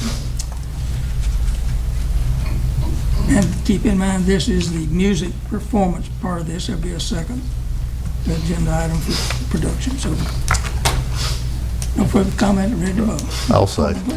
I just for advertising purposes for the event, correct me if I'm wrong, recreation staff, but I believe the Journey tribute band that we used to get every year, they've kind of split up, and the lead singer, the Steve Perry of the band, is now in this band. So so you may see some different faces, but the front face there is the one you're used to seeing. So I just wanted to point that out. Not journey.com? Yeah, it's not journey.com, so don't be surprised if you don't see us listed Well, on there. shoot, I'd already reached out to Oliver Anthony to see if I could get him to come down and do Richmond, north of Richmond. Thank you for putting your marketing hat on. Okay. Thank you. Okay, any discussion? Ready to vote?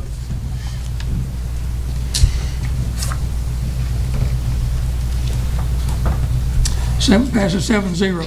The companion item on this is for the production agreement with Myers Concert Production, and that's for $9,150 for the same operation. So, motion for Barry, seconded by Glegg. Any discussions on the production part?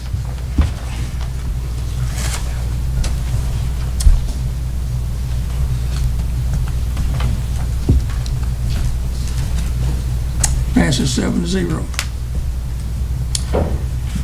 Next agenda item 23-148 is consider approval of a grant award of $5,000 from the Tennessee Department of Agriculture for forestry for tree plantings at the Arboretum at East Park, and to help with stormwater mitigation and shade planting at Johnson Lane Recreation Area.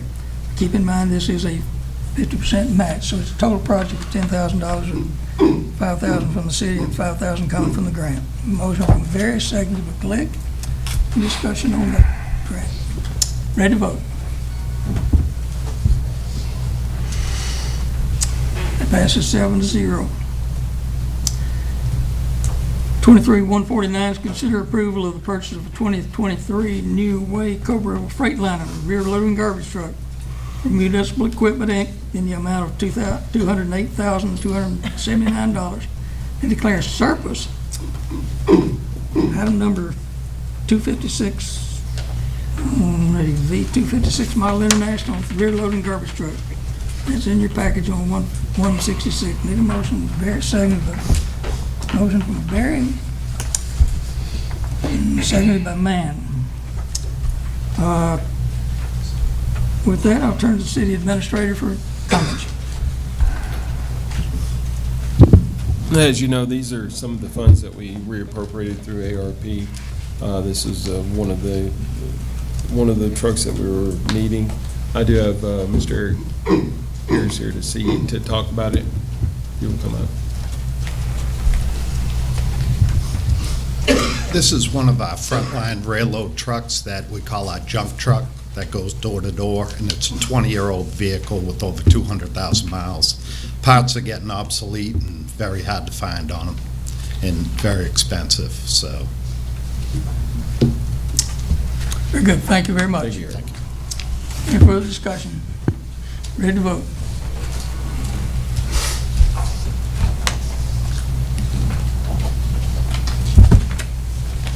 Passes 7-0.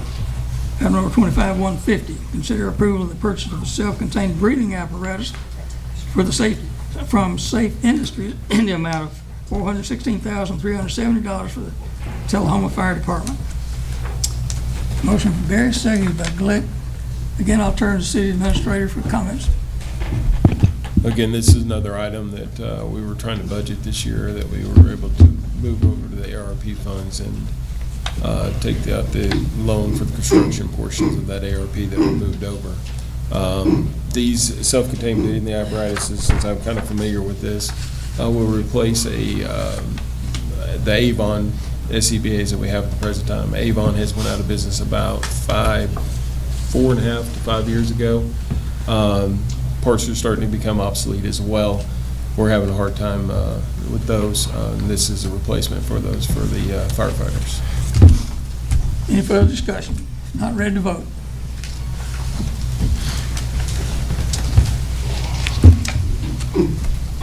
Passes 7-0. This time we're get down to the appointment to the TUA board. Tonight we have 3 candidates that you heard from earlier, with the city recorder is ready to pass around the ballots. We have it. You have yes, we do.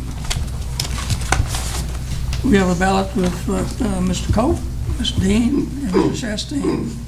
If you would, please, it's got your name at the top, so we don't have to sign.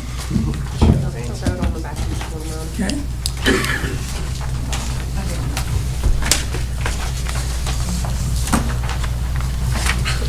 I got it wet.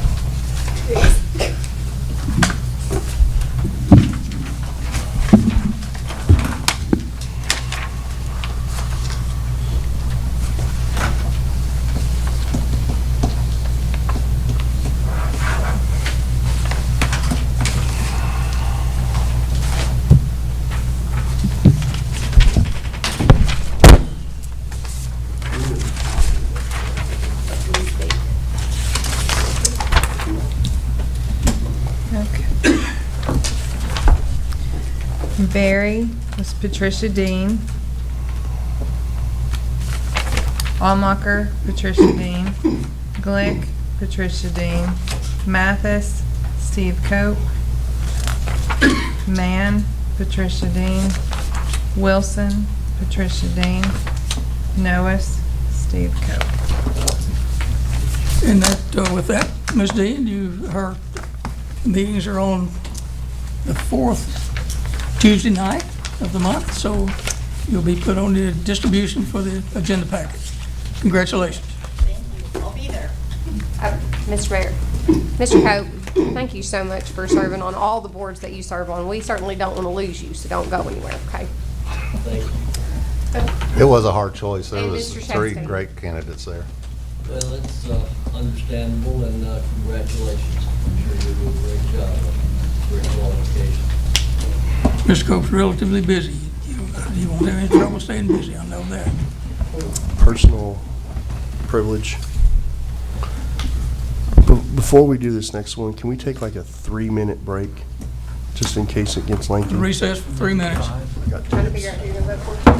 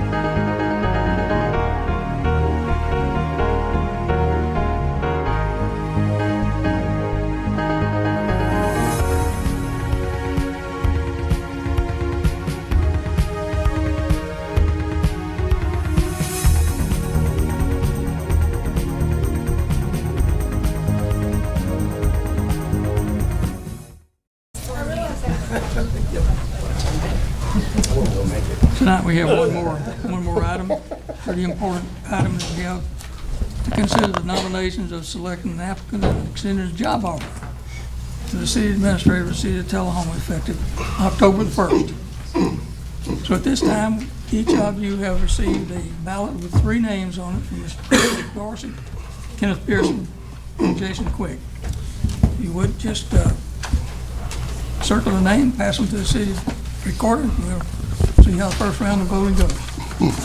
Are we gonna have the opportunity to speak on any, like, before we? Since it's considered nominations, we still should motion and second, shouldn't we? We didn't do that last time, but technically, you need to have a motion even in order to take the vote. Yeah, in order to take the vote, and I feel this is kind of a big deal. We need a motion second in a conversation. In a conversation instead of just circling and Looking for a going. motion on 22-152. Need a motion. Motion by Barry, seconded by Mann. Any discussion? So Being no one, discussion? well, There's clarifying, discussion. We recognize Mr. Barry. so clarification first. So this is considered nominations. So are we nominating first here, or is this the vote that? It's the vote. We're selecting someone to extend an offer to. Okay, so Because it says consider So nomination. it does say consider nomination. So I think that that's fine, I guess. I don't think so. I think that we need to nominate, because we may already narrow it down to 2 if we do nominations, the way that we discussed it. This is correct. And that's how we've done it in the past too, is we've nominated from the floor, we've had discussion on why we're nominating. I think And I that's think, appropriate. yeah, this is kind of a big, this is a really big deal. Okay. Yeah. We'll move into that. You got a motion and a second. I'll recognize. Yeah, this is, between this and honestly the charter revisions, which I'm not sure how much the town knows about that, but these 2 items are probably the most important thing that this board as a group will do. And I definitely don't think it needs to be something we even rush through the process. And I wanted to reiterate what Mr. Mayor, and just so that the public knows, after our interview process last Thursday, we discussed what this process would look like going forward, and so that becomes kind of public knowledge. And correct me if I'm wrong, we decided that we would take nominations and we would choose a candidate tonight that which we would enter into contract negotiations with, and we would have HR and possibly our city attorney kind of look together at a potential contract and an offer with whatever individual is chosen, and that we would also, which is not on here, so we may need to add this because it's what we said we do, we would set a special called meeting open to the public, that which we would discuss that potential offer and contract. And I want to make it very clear that if we were to set that meeting tonight, I'd want to set the special called for perhaps another evening towards the end of this week. I don't want to diddle-dally with this. I think we'll be glutton for punishment if we do. We need to make this as smooth and as seamless as a transition as possible. I think the best way to do that is to do so quickly. I'll just go ahead, Alderman Clayton. Oh, I just wanted to offer a little bit different tactic than that, and I was basing it on what I read in the city charter about the city administrator's position. We are not required to have a contract for the position. Jody Baltz was city administrator for 20 years. He never operated under any contract. So it says in the charter that we would hire somebody and they would be under probationary period for 3 months. So my suggestion would be to hire someone, offer them a salary that it's agreeable, that we determine with HR, that is a salary that's agreeable, and that we could negotiate salary too with the candidate, and then they start work. And during that 3 months, if we deem or they deem we need a contract, then we could work a contract out. But I don't think we should enter into any contract unless it's advantageous to the board and to the city of Tullahoma. And according to our ordinance, we don't have to. It's something we can do, but we do not have to. So that's my suggestion. So would we need the intent? We wouldn't The intent. We wouldn't need that. The intent is to structure an offer to a candidate. We're making an offer to a Right. candidate. And that's what we do in a special call meeting. As far as a special call meeting goes this week, I'll tell you that I'll not be available for anything this week. I've got this week's committed. So I had planned to have an offer ready by the 5th of September. That's on Tuesday, a week from tomorrow. Well, then Okay. we have to have a meeting before then, and No, we're all gonna be this out of will be town on the- Monday. This will be a special call, well, whatever, a week from tomorrow, whatever, that's the Yes. 6th. Mr. Mayor, Could we not, if you're not available this week, there'd be no way to have that meeting then. And we'd have to have that meeting before you can extend an offer. No, I think he's No, preparing the offer. this is Present for to you. us. Presenting. For okay. you to review the offer that we want to make. Okay, so potentially have the meeting a week from tomorrow. That's correct. And that would give Miss Lisa time to do all that. I have discussed that with Ms. Shepherd, and she says that she can have it. So we ready. could have just job duties in lieu of a contract and potentially discuss a contract at the end of the probationary period. we could If- work on the if so contract desired. during the probationary period, and we may not even enter into a contract. We do the same 20-year thing Jody Balls did. You should be a so. city employee. Be a city employee. That's an option I would like to discuss further on that Tuesday. I think we go ahead and just say we're gonna have a special called meeting on that, on next Tuesday evening. That's when, the next time that I'd be available, So September 5th. So, whatever a week from tomorrow is.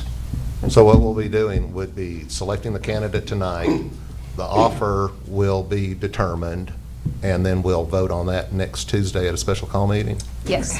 What I hope to be able to do is to sometime this week, toward the end of this week, perhaps by Friday, is to be able to send out to you a draft copy of the offer, so that you'd be prepared to come at special call meeting on next Tuesday to make a decision on it. That's the plan. What time? 5:30. Can we do like 5:45? I coach K through 3rd football, and we've missed 2 weeks because of the heat, and I'd love to be able to. We just say 6 o'clock, that'd be fine with me. Because we got games starting. I'd love to get some practice in with them. 6, it I should know be that's fairly- selfish, but yeah. it's for the kids. And it should be a fairly quick meeting, 6 Well, o'clock. we need to have the announcement to go out as well. So 6 just p.m. have to meet all your required timing.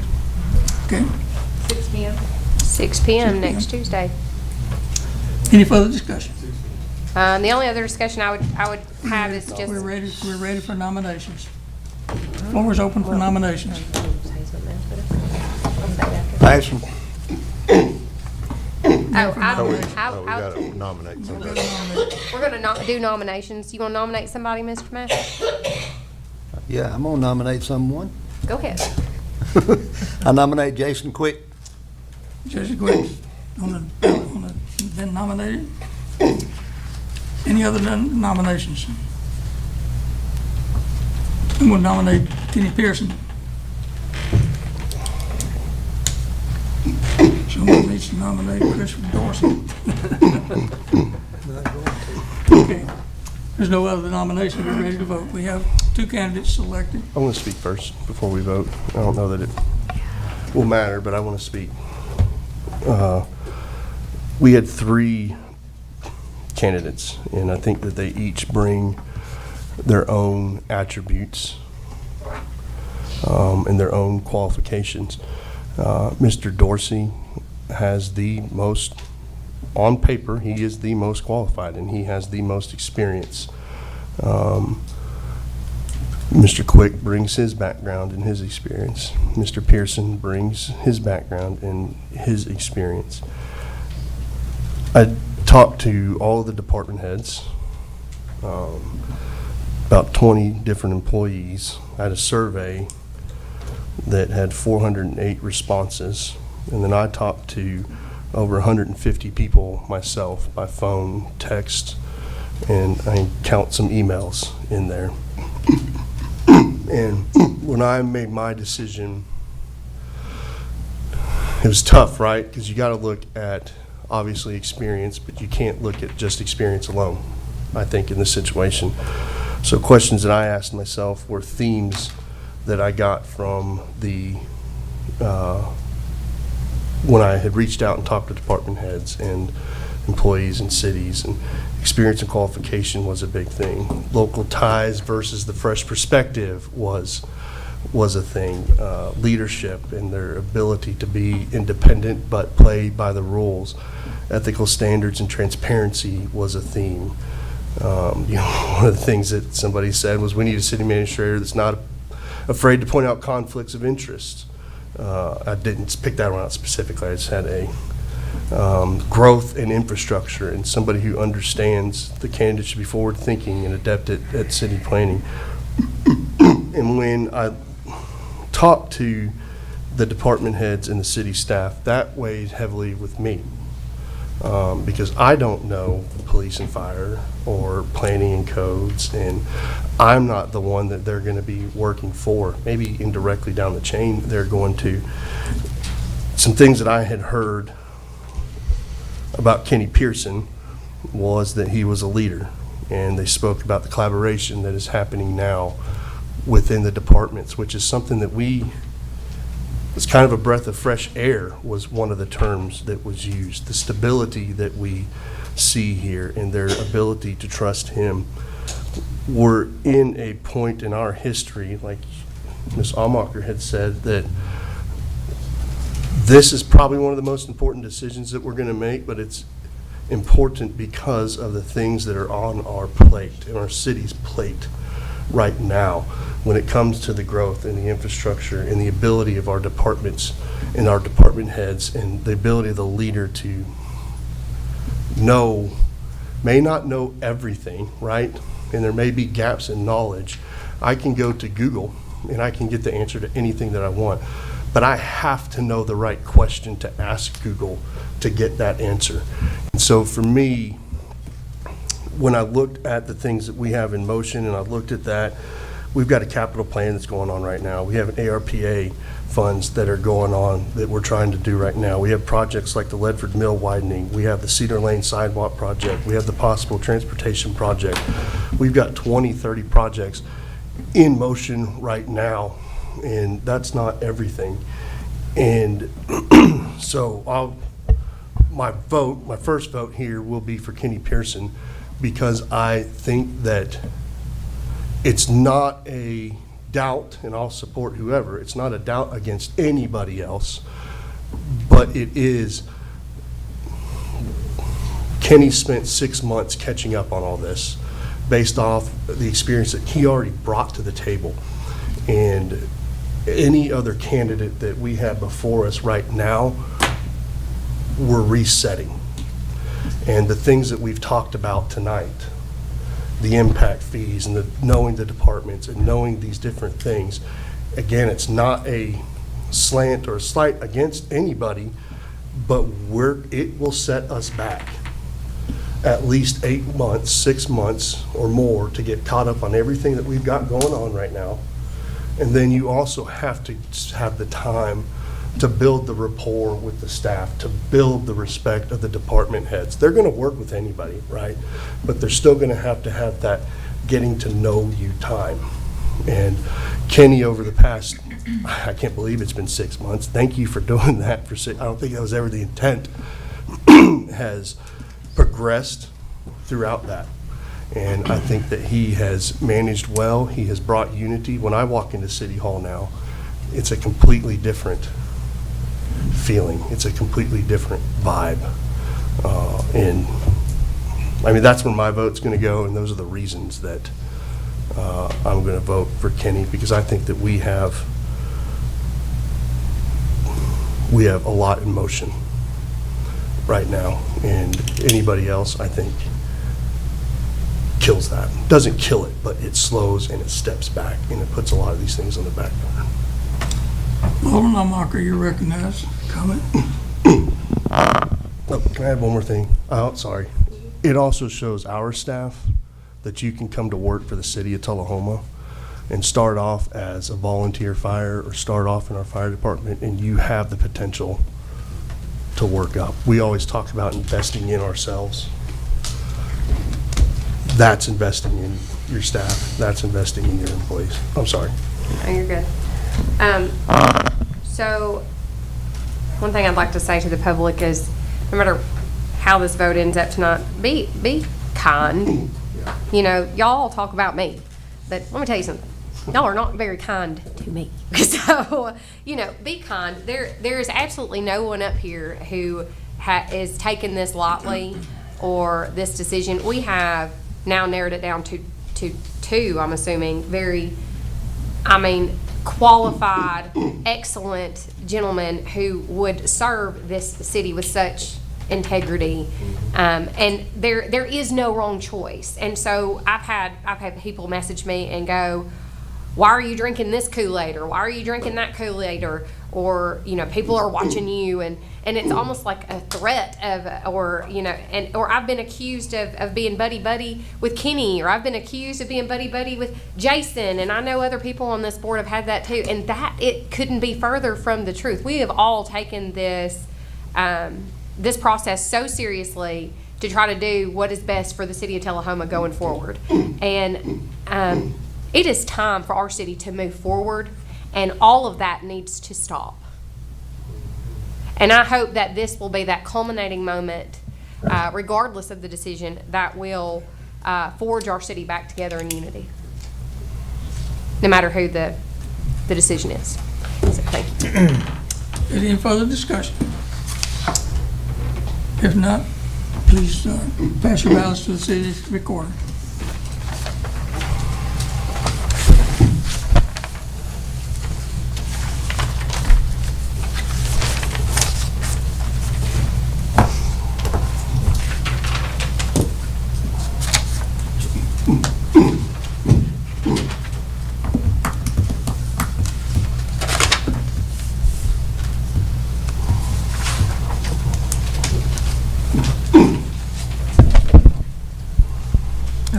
Mann, Quick.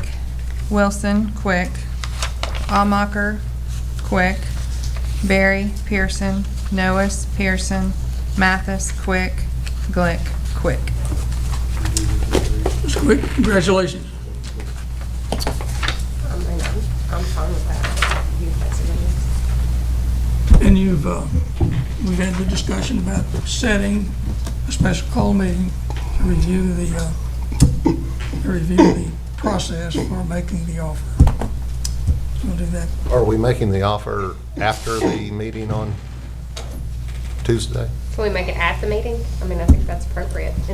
Well, we're going to structure the offer at that meeting, and I think it'd be appropriate for to make the offer at once we've done the offer, we'll make the offer after we arrived at it on that night. Are we inviting the chosen candidate to that meeting? And then make the offer and see if he's prepared to accept it that night? I'm just trying to get the strategy down so everybody knows where we're going. I plan to do that. Let's structure the offer, then we'll make the offer to the candidate at a date following. No, I think that it's appropriate to do it that evening. If he's willing to accept it, he may not be willing to accept it. And I think we need, at that meeting, part of the agenda, let me go ahead and get this so that we are very clear, since we cannot change the agenda, should be to set a start date as well. I'd very much prefer to structure an offer, have our city attorney review it, Sure.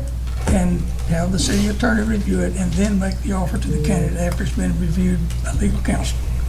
Right, which would be on Tuesday night. If you're going to have an offer kind of prepared for us to review, I'm sure that you can get with Mr. Worsham sometime throughout this week, because we've even talked about possibly not having a contract. It could just be potential job duties and a dollar amount. So I can't have a contract ready for the board to look at. We don't need a contract, Mr. Worsham. Well, you're using the word contract, but we're actually It's more complicated than just having a meeting and making an offer. We don't need a contract. Yeah, we're not doing the No, contract. we won't have a contract. We won't be able to do that. Just be the offer. Yes, that's all we need. Okay. Yeah, well, if that's, all I'm bringing up is that if we have the candidate here and make the offer at the meeting, if all the board is here, if he made a counter offer, then we could consider that without having to have another meeting and dragging this out another 30 days. 30 days or a month, or A month or 30 days, what's the difference? But, I think we should be prepared to have a start date. yeah. Can I ask two things? One, first, will one of you ask for a vote of reconsideration so that we can revote and show 100% solidarity? Second, can I proffer, I get what these two are saying. So when we word the special called session, can we word it so to the effect of, we'll present the offer, negotiate the offer, And set a start date, and set a start date dependent upon if we have an agreement. if we have an agreement. So that way, it's at least in the agenda for the special call meeting. We can decide to not if for some reason we don't want to, right? Right. But it's in there, but we can't do it if it's not in the agenda item menu. So I would say let's at least stick it in there. But for some reason, we get an offer and there's negotiation back and forth, and he says, hey, I'd like to think about this for a week.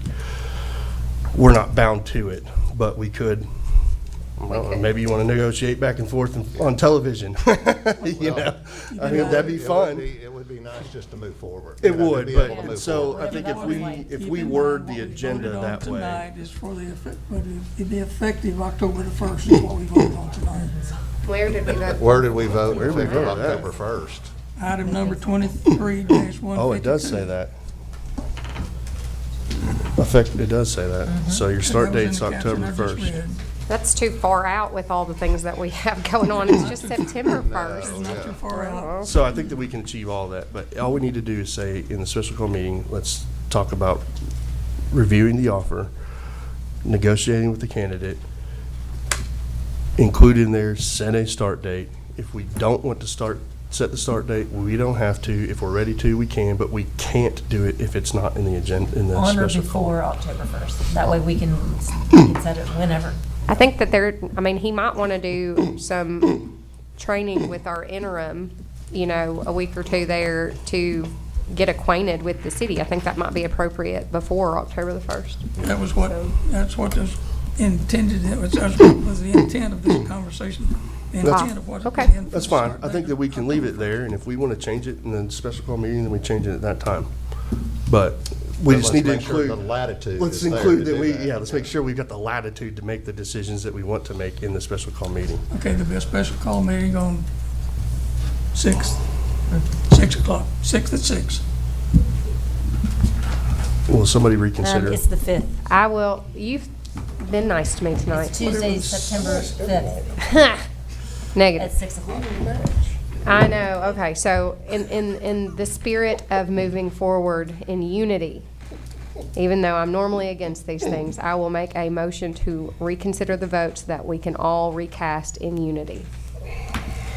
Somebody will second. I can second that. I'll second that. Have a second, any discussion? Do we have to circle again? Ready to vote? I guess this is why there's a second one. Here you go. I got 3. Oh, I got 3. Here We you got a go. motion and a second, we're ready to vote. Oh, wait a minute. Well, you gotta do this. You need one, I can scratch my name out. I just did The record will still reflect the first vote, so it's not getting out of that, but it is to show that moving forward, That you have, the support of the full board. Second go round. Do we have, there's the motion and the second. We got a motion and a second, we're ready to vote. I need it again, because I wasn't ready. The motion was to reconsider the previous vote. you go second. Yeah, I just needed a motion. Needed a motion, and we got a motion and a second, now we're ready to vote.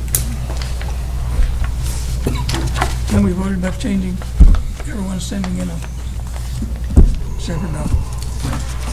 Being no other new business, we'll adjourn the Board of Mayor and Alderman meeting. Well, you need to announce that, There's another item. you need to announce that quick one again. Oh, yeah. Yeah, you do need to. That was the reconsideration. This Yeah. is the reconsider. The reconsideration of the board is a unanimous decision to select Hang on, let's do it right. Mr. Quick for Let's us do to it. So there had to be, submit an offer once we have formulated that offer. Congratulations again, Mr. Quick. You have the support of the board. we need to back up. Sorry, point of order, Mayor. We need to back up real quick. Sorry to make it difficult. we had to vote on the reconsideration, that's passed. Now we need a motion to accept Jason Quick. I make a motion to Sorry. accept Jason Quick. Just so it's all right on paper. Okay, so when you just voted, second. it says reconsider the vote for Jason Quick as city administrator. Right, so that was to say we're gonna vote again, so that's approved. Okay. So now we gotta vote. I'm sorry, I know it's procedural, Right. but it's gotta be right. Okay. Now we on what? vote on Jason Quick. Yeah. So now we reconsidered, and now You can we're just gonna put that on say here, we're gonna- that we all are going Yep. to accept the nomination. Just say accept the nomination of Jason Quick as city administrator. I'm sorry, but that way it's all right.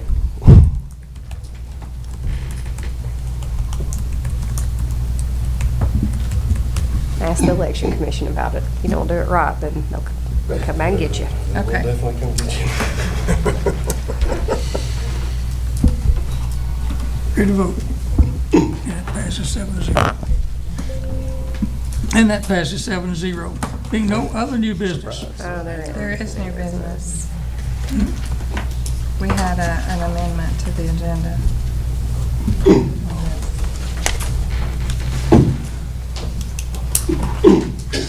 We did that earlier. No, we didn't.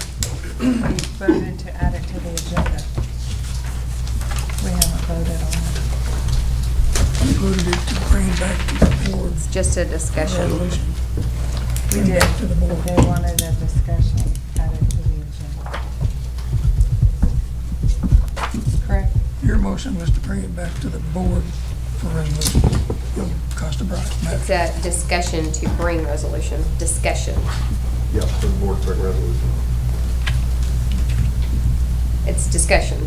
And then somebody can make a motion in the discussion if they choose to. And that passed 4-3. That was just added to the agenda. Yeah, it's just added to the agenda. Yeah, for discussion.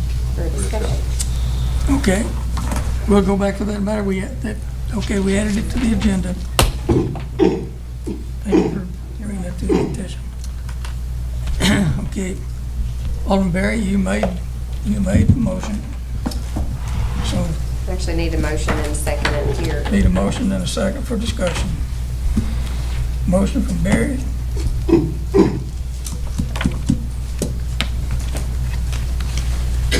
Seconded by Mann. Okay, and with that motion, Alderman Berry, you're recognized first for discussion. So, there are some matters we can't discuss because they were done in executive session. But we have the outstanding issue of Ms. Bryce being on leave. And my thought there, after speaking with others, not on this board, in some emails that we had received, the original was to give the city administrator the authority, or not the authority, but to say,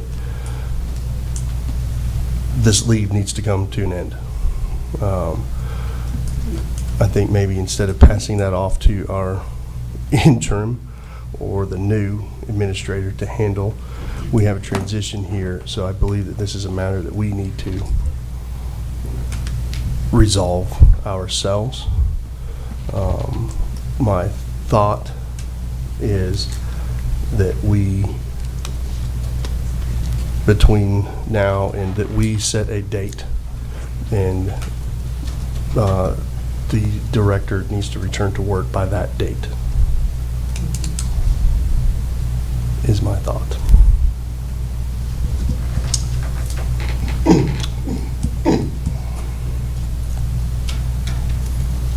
That's your motion. For discussion right now. Alderman Howard. I can't help it. So what I don't appreciate right now is being put in this position considering the landmines that I feel like have been set before this board in litigation and with legalities. And those landmines were started by the actions of this very employee. And this is just the truth. And past that, we have a district attorney who is now involved. We have potential pending criminal, liability. We have ongoing investigations, and anything that several of us on this board say so, it's like somebody's just hunting to grab us by the toe. And I don't like that. I don't think it's appropriate. I don't like any of this. And we don't know what to act, because no matter what we say or what we do, there is some sort of repercussion or consequence hanging around the corner, and it's like as if we're being watched so that we will say or do something wrong. And that angers me.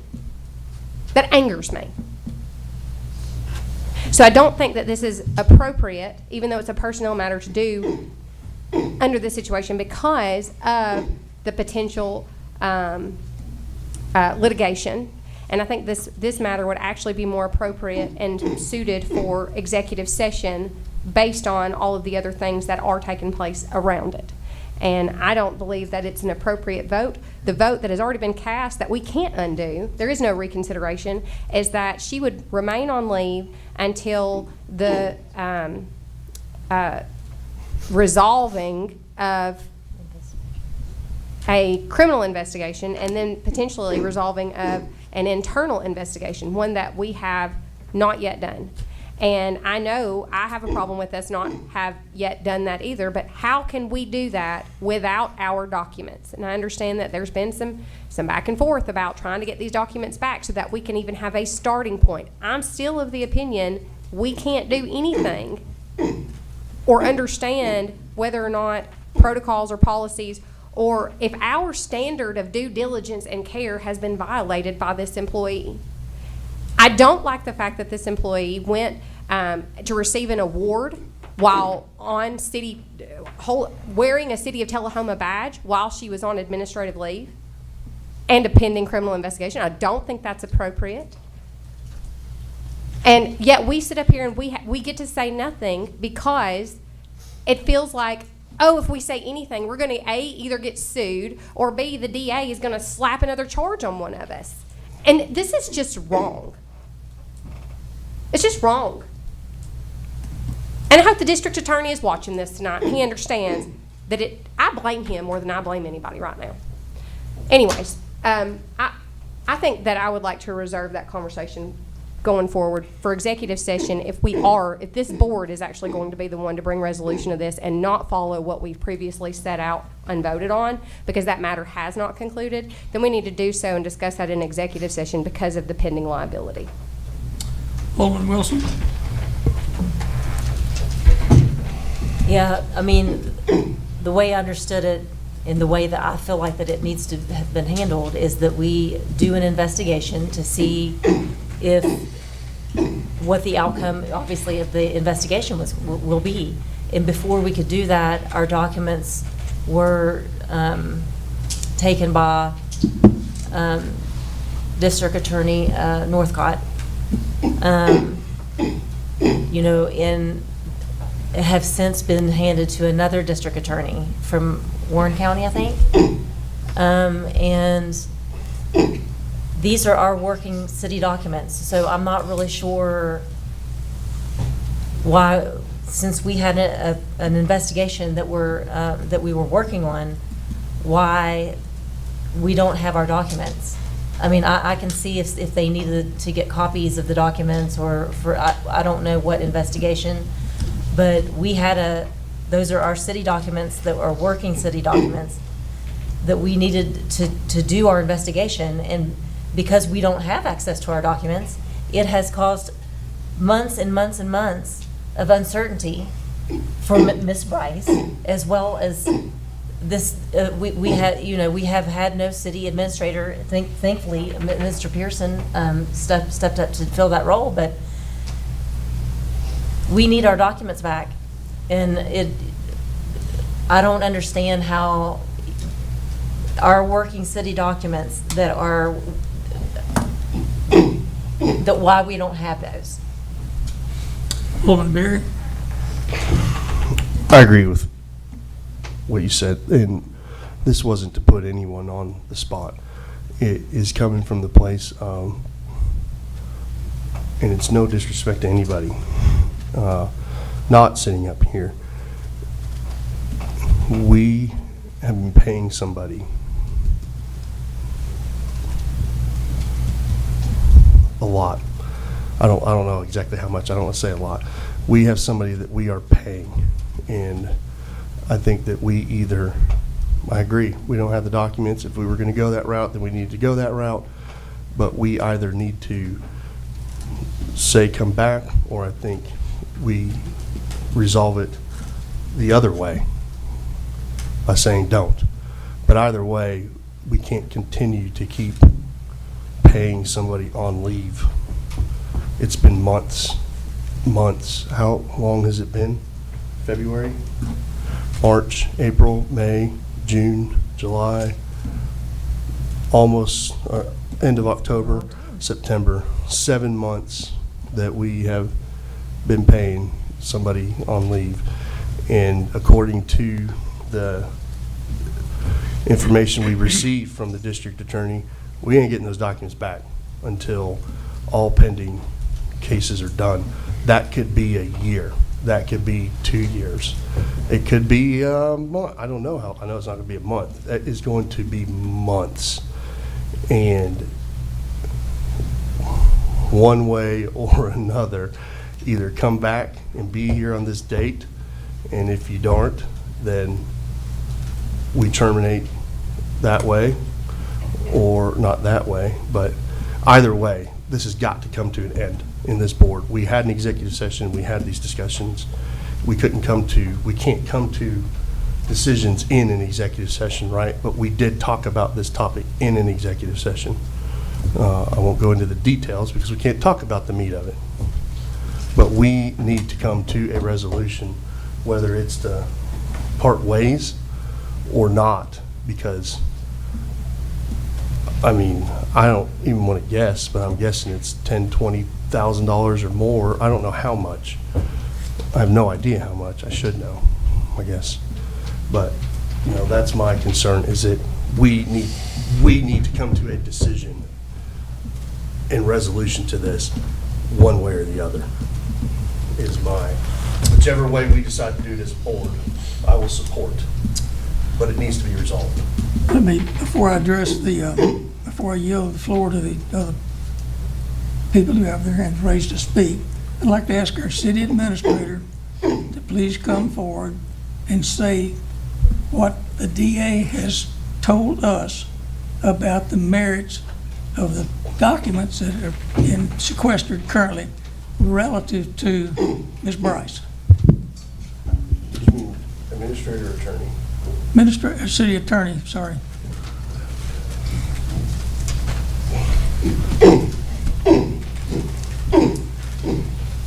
These matters are the subject of a criminal investigation and a criminal case that's pending, as you all know. I furnished you with emails that I have received from the Attorney General about that, so you've been fully aware of it. We didn't discuss that fact in the executive session, but we did discuss all of this fully. We don't need to have another executive session to take action in this matter. The district attorney will not relinquish these documents to us as long as that investigation is ongoing and as long as that criminal case is pending. He cited 2 cases which I've reviewed. I think he's true and right.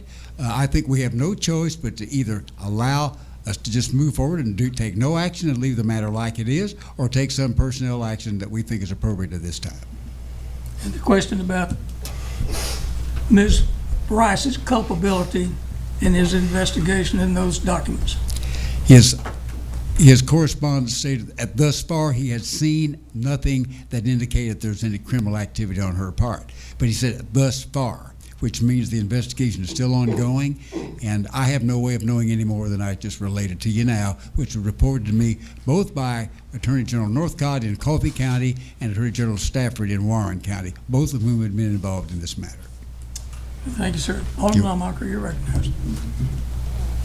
Here's my take on it. Number one, the fact that the district attorney we allowed him to take our documents, I take issue with. At that very meeting, when he came here and said that, and I even asked him, how did you get these documents?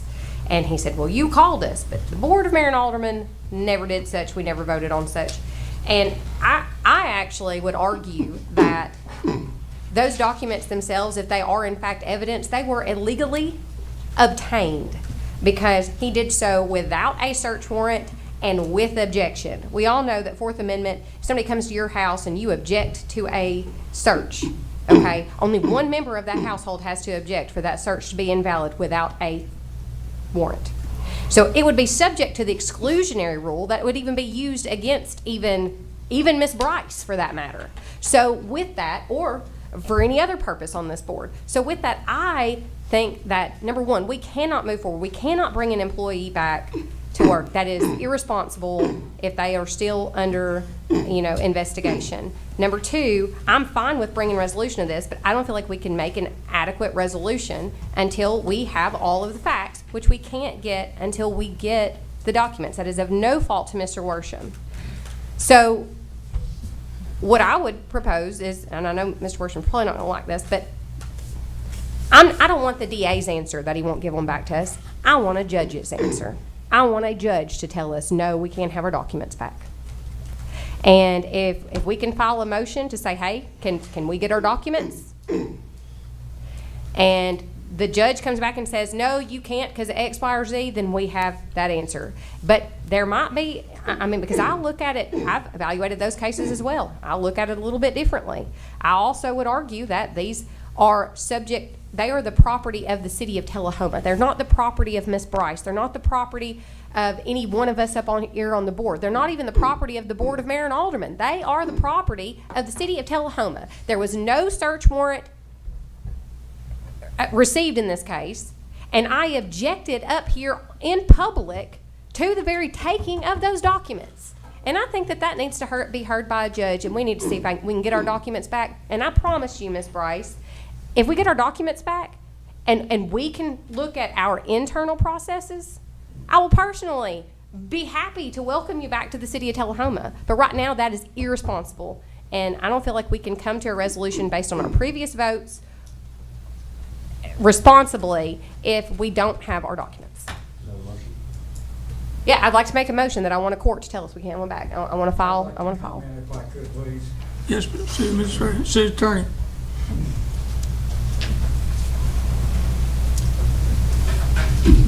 There's a matter called the chain of custody of items that are the objects of a criminal investigation. The courts will not require the authorities to relinquish control of something that might be evidenced in a criminal pending case. We can't make a motion. We will have to file a suit. By the time that suit is heard, you all might not even be in office anymore because there are a lot of ways that we have to travel through the court system to get to a final judgment in a matter. I think that would be a waste of the taxpayers' money to require anyone to file such a suit. We can't do it by motion. We're not involved in this lawsuit. It's a criminal action. I'm not a criminal lawyer. I have the authority under my contract to retain the services of another lawyer, and I would do that because I don't think that I'm the appropriate person to do that in the first place. But I think it would be a waste of taxpayers' money to do that. I think this board can resolve this matter. We discussed it at an executive session. We don't have to resolve it tonight, but it ought to be resolved soon by prayerful thought on the part of the members of the board. If you want another executive session, we can have that. But we don't need to let this drag on ad infinitum. Alderman Wilson. Yeah, so, and there was mention too of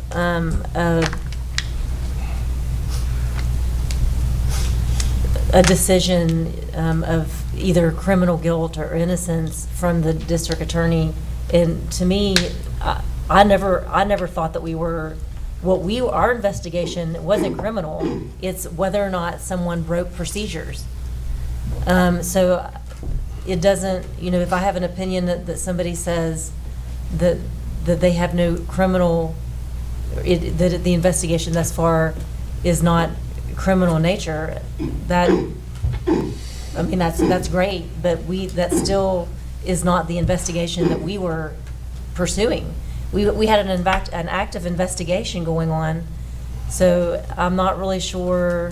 I'm not an attorney, of course, but it seems like that we should be able to have access to either copies or something. And Also, I don't think that they should be redacted, and that we should have to pay for them to be redacted when they were our working city documents, that they were the subject of an ongoing investigation when they were seized from us. So, I mean, I understand that there may be case law of how things are handled in a criminal investigation, but I think that there's a little more detail. You know, this is a more complex than just a cut and draw case law before. I think that we need to relook at, in my opinion, we need to have every attempt to get our documents back so that we can make the decision so that Ms. Bryce can either return to work or not.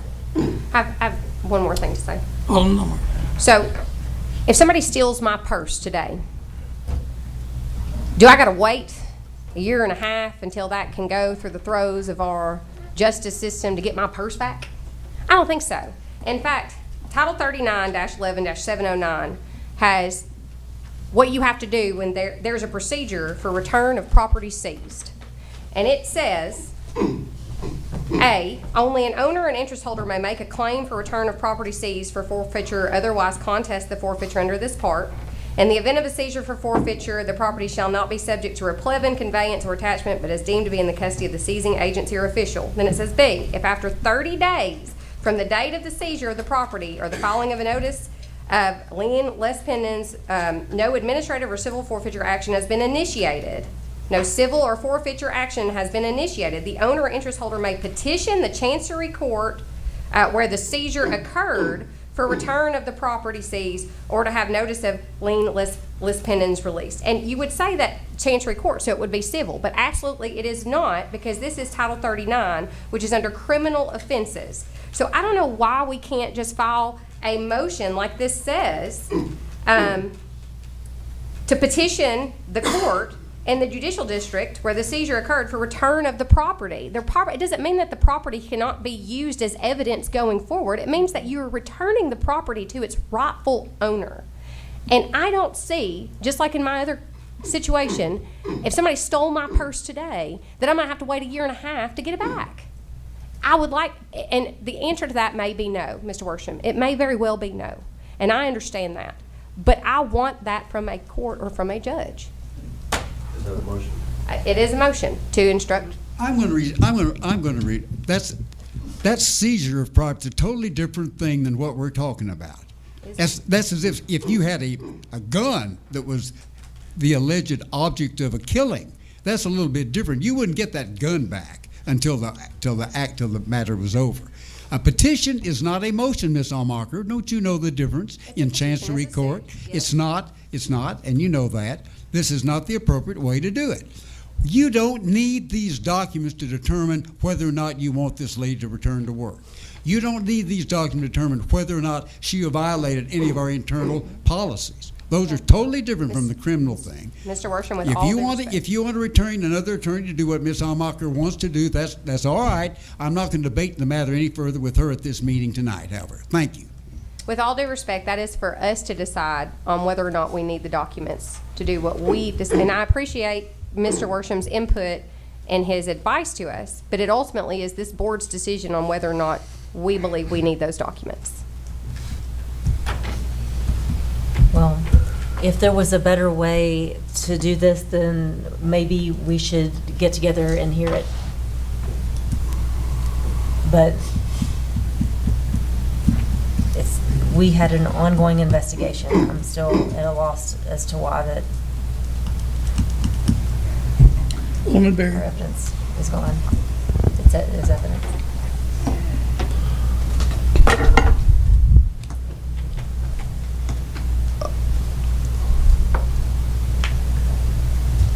I'm trying to choose my words wisely. What matters to me is resolving this whichever way we want to go. If we want to continue down the path, then we say, be here by this date. If we don't want to continue down that path, then terminate. I'll support either way the board goes, whatever we decide collectively, but we have to have resolution to this. This can't continue. I don't know what is happening on either other side. I really don't know what's happening really outside of what we've been told in the executive sessions. And I don't care who it was, who it is, what they did. We can't continue to be paying somebody for months and months and months, probably into years. We just can't do it. It's not the responsible thing to do. My debate's not with, I don't know enough about the law. I semi-agree that I feel like there are documents. I don't know enough to say either way, right? I feel that we should get them. And if it takes supporting a motion to take it as far as we can to get the no from the person the highest that we can get it from, that we're not going to get those back, I would agree to that if the outcome of that is, hey, if they say we can give back it, great, we proceed how we want to proceed. But if they say no, then we make a decision at that point, either yes or no, but it ends. I'll make a motion.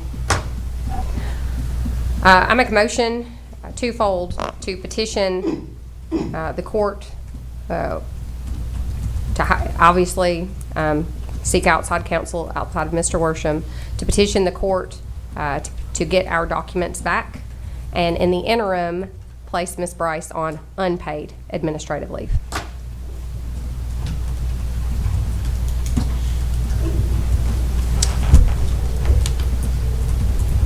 It's still on request to speak. Got a second from Mr. Mann? No. No?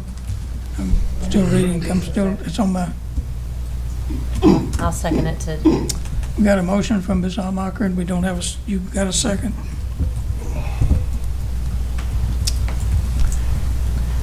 Any discussion on that motion? I'll go. I think that it's impossible for us to make a decision when we haven't done the investigation, but if there was a decision to be made, I don't know that how we can bring someone back to work that there was a question over a 96-gallon bin full of documents, whether or not that it was appropriate or within policy to have ordered a shred bin that was 96-gallon bin full of documents. I don't know how that we would be able to ask them to return to work. How would other employees, what precedence does it set? What would other employees think about that? I guess Alderman Berry, I mean, if that's what you're proposing, I mean, I don't know how that would be appropriate to bring someone back to work.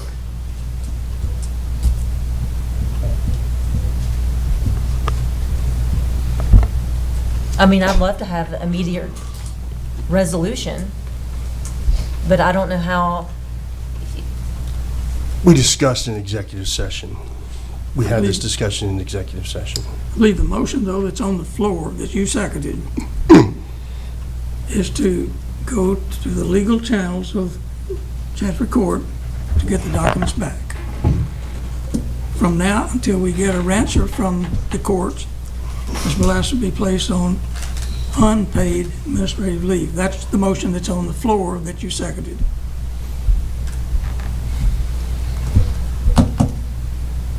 Any discussion on the motion and the second?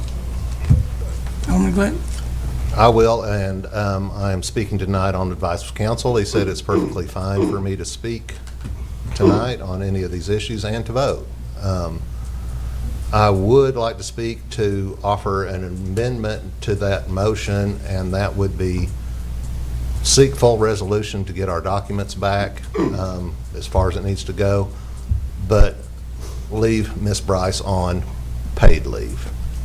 I know it's costing the city money, but if that's what we have to pay to make things right by everybody, then that's what we need to do. But I do not think we can go forward and make a decision when we don't know any more than we knew on day one. So I think the investigation has to proceed. We do the petition to try to get our documents back, take that the furthest further as far as we can. We get the answer on that, and then we make another decision. So I'll accept your friendly amendment. Will you, as the second? I will second that. We have a motion to pursue through the courts to get the documents returned, and how long that takes is an unknown time. And that's an unknown time, and it doesn't end with one court, it may end with several layers. But that's the motion that's on the floor, and the second, the amendment, with the amendment that Ms. Bryce remain on paid administrative leave. correct. Alderman Berry. Can I make a proper friendly emotion? Not emotion. Motion is we seek the petition. If the court hears it and they say, yep, you can get your documents back, we proceed.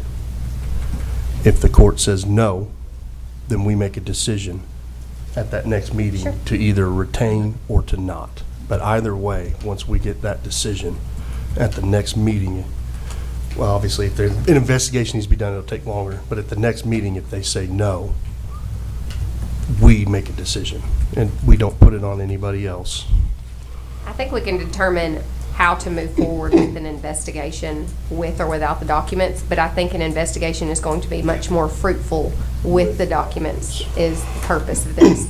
And then if we have to move forward with an investigation without the documents, we will do so at that time, I think is the purpose of this. But yes, I think it would be appropriate to move forward with an investigation and make a decision as to what we are going to do with that position, you know, at the minute we have an answer about whether or not we're getting our documents. Do we need to add that Mr. Worsham could hire any attorney oh, she already has that. Okay. I think that it's appropriate to ask Mr. Worsham to seek some outside counsel, and we're okay with.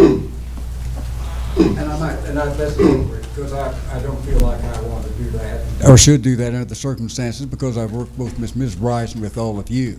The other thing is, though, that these items do need to be redacted, and they may be redacted by the Attorney General, as you noticed what he said in the email that he said. Now, there is a redaction policy under Tennessee Code Annotated that he can follow, and he will follow that. So that may take a while for that to happen. But you may proceed, and I hope that I can find another attorney who is willing to represent this city in a matter such as this. May I clarify? We don't need somebody else to redact our documents. We will redact our documents should they need be. You don't take all the contents out of somebody's purse before you give it back to them. So we'll get it back, and then we'll determine. So I wouldn't ask for. Make it very clear that we're not asking for the documents to be redacted, and we're not asking for another attorney to redact them. We shouldn't have to pay to redact our own documents. Yeah. Mr. Worsham. Y'all probably don't need me here tonight. I'm trying to give you advice, but surely not. This doesn't look like you want to follow it. However, I will say again that there is a method of redacting documents that is required by the law that has nothing to do with redaction relative to our investigation, but the redaction of social security numbers and other pertinent information about personnel. And these are personnel records that the Human Resources Director had. And so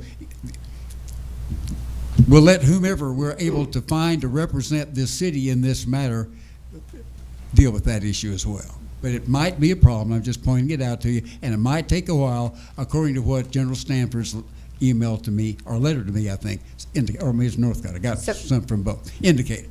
So do it as you may, but in the meantime, you're allowing this lady to just be in limbo, and I think probably we need to move forward with this matter. The documents, to clarify, would not be permissible to be seen from the public, obviously without redaction. That is subject to those rules and regulations. However, they don't have to be redacted to be returned to the city of Tullahoma, is what I'm saying. So, motion's on the floor. The motion that we have is to seek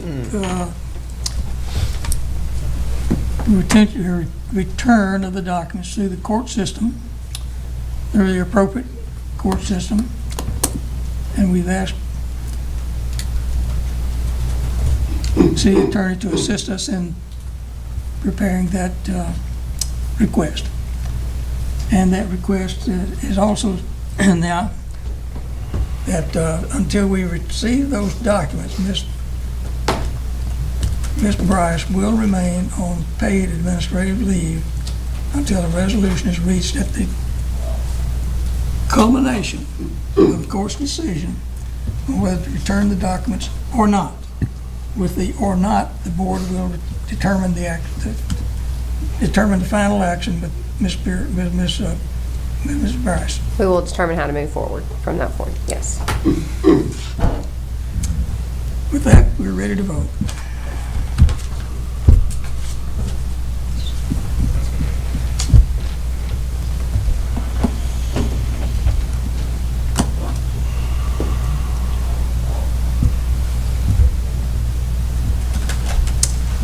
That vote passes 5-2.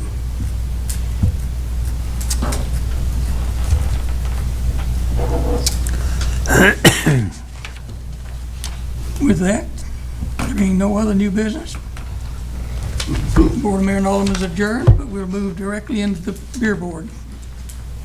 On the consent agenda, I'd ask for a motion to approve the consent agenda.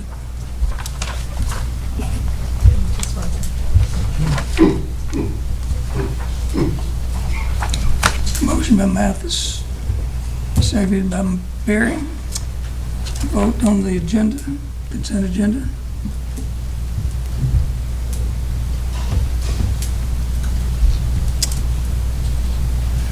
Passes 7-0.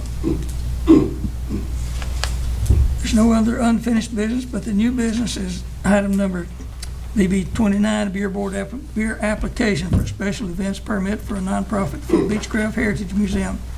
Ms. Jody Curtis will be the manager in charge of beer sales. The annual beach party, October the 11th through the 14th, and will be waiving the permit fee. A motion from Barry, seconded by Wilson. All in favor, vote yes or no.